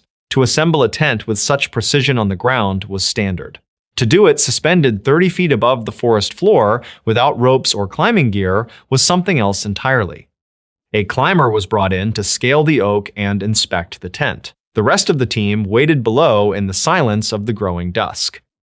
According to the climber's statement, the zipper of the tent was secured from the outside. When he carefully pulled it open, shining his flashlight into the dark nylon cavity, he found it completely empty. But it was not undisturbed. The floor of the suspended tent was covered in a thick layer of crushed, dry autumn leaves, arranged perfectly into the shape of a sleeping human figure. The unnerving discoveries began to take a toll on the search teams. Volunteers stopped showing up, rumors began to circulate in the surrounding towns. Locals spoke of the old legends of the mountains, of things that lived deep in the hollows that could mimic the shapes of the lost. The police officially dismissed these rumors, focusing instead on the tangible evidence gathered so far. But the tangible evidence was about to become a problem. The lead investigator requested the manila folder containing the Polaroid photographs of the bizarre footprints. He unlocked the secure safe at the station, a safe to which only 3 people had the combination. He pulled out the folder. The evidence tape was still perfectly sealed. The signature across the seam was unbroken, but when he cut the tape with his pocket knife and opened the folder, it was empty. The photographs were gone. There was no logical way they could have been removed without tearing the envelope or breaking the seal. Confusion gave way to quiet panic within the precinct. The investigator immediately went to the audio archives to retrieve the cassette tape recording of the strange 2 a.m. radio transmission. He found the labeled plastic case sitting neatly on its designated shelf. He opened it, ready to play the sound of the digging for a newly assigned detective. The case contained a completely blank cassette. The tape had been entirely unspooled and cut out, leaving only the clear plastic reels. Pieces of the case were vanishing. It was as if the mountain itself was reaching into the concrete walls of the station and erasing the proof of what had happened. Paranoia set in among the staff. Accusations of tampering were whispered in the hallways, but no one could explain how or why a deputy would steal a photo of a footprint or a recording of static. The final piece of evidence remained: the single roll of 35mm film found in the abandoned backpack. It had been sent to a secure lab in a neighboring county to be developed, far away from the local station. A week after the search had stalled, a plain envelope arrived on the investigator's desk containing the developed photographs. There were 24 exposures on the roll. The first 22 were completely black. The lab technicians noted that the lens cap must have been on, or the photos were taken in absolute darkness without a flash. But the final 2 photographs contained images. The investigator laid them out on his desk under the harsh fluorescent light of his office. The 23rd photograph was taken in the woods, clearly at night. The harsh glare of the camera flash illuminated a thick wall of briars and twisted rhododendron branches. But slightly off-center, partially obscured by the leaves, was a figure. It was incredibly tall, easily over 7 feet, wrapped entirely in dark, wet canvas. It had no discernible face, just a pale, smooth surface where features should have been. It stood perfectly still among the thorns, facing the camera. The 24th photograph was the most disturbing. It was taken from a low angle, pointing straight up into the canopy of a massive oak tree. The flash caught the underside of a nylon tent suspended high in the branches. But the tent was not empty in this picture. A heavy, dark shape pressed against the thin nylon floor from the inside, bowing the material downward. And hanging by a single strap from a branch just below the tent, swinging slightly in the blurred exposure of the camera, was the hiker's dark green canvas backpack. The investigator stared at the photographs for hours. They contradicted everything the search team had found. The backpack had been discovered miles away from the suspended tent, resting on a log. If the backpack was in the tree when the photo was taken, who had moved it to the log, cleaned it, and left it for the rangers to find, and more importantly, who was operating the camera? He locked the 2 photographs in his desk drawer, intending to drive them to the Federal Bureau the next morning. He locked his office door. He walked out to his car in the quiet, damp evening air, feeling the weight of the dark mountains pressing down on the small town. He did not sleep that night. He listened to the wind rattling the window panes of his house, imagining the sound of a shovel biting into wet earth. When he returned to his office at 7:30 the next morning, his door was still locked. He sat at his desk, drank his coffee, and unlocked the bottom drawer to retrieve the photographs. The drawer was empty, there was no sign of forced entry, the locks had not been picked. The photographs, the final piece of physical evidence connecting the missing hiker to the strange anomalies in the woods, were simply gone. A thorough internal investigation yielded nothing. Polygraphs were administered to the staff, the station was searched from top to bottom, but the evidence was gone, just like the hiker. Without proof, the case grew cold. The search was officially suspended in November. The harsh winter snows covered the Great Smoky Mountains, burying the ravines and the hollows under feet of freezing white drift.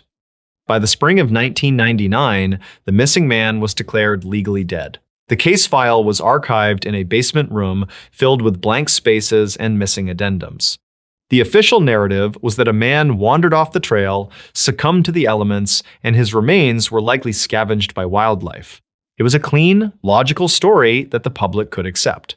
But those who had been in the woods during those 5 days knew the truth was much darker. They remembered the wide, unnatural footprints. They remembered the empty tent suspended in the canopy.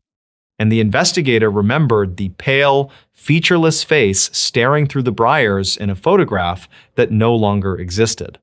The case was never closed. It remains open, a silent stain on the records of the national park. The missing man's car was eventually towed away, the rust already eating at its edges.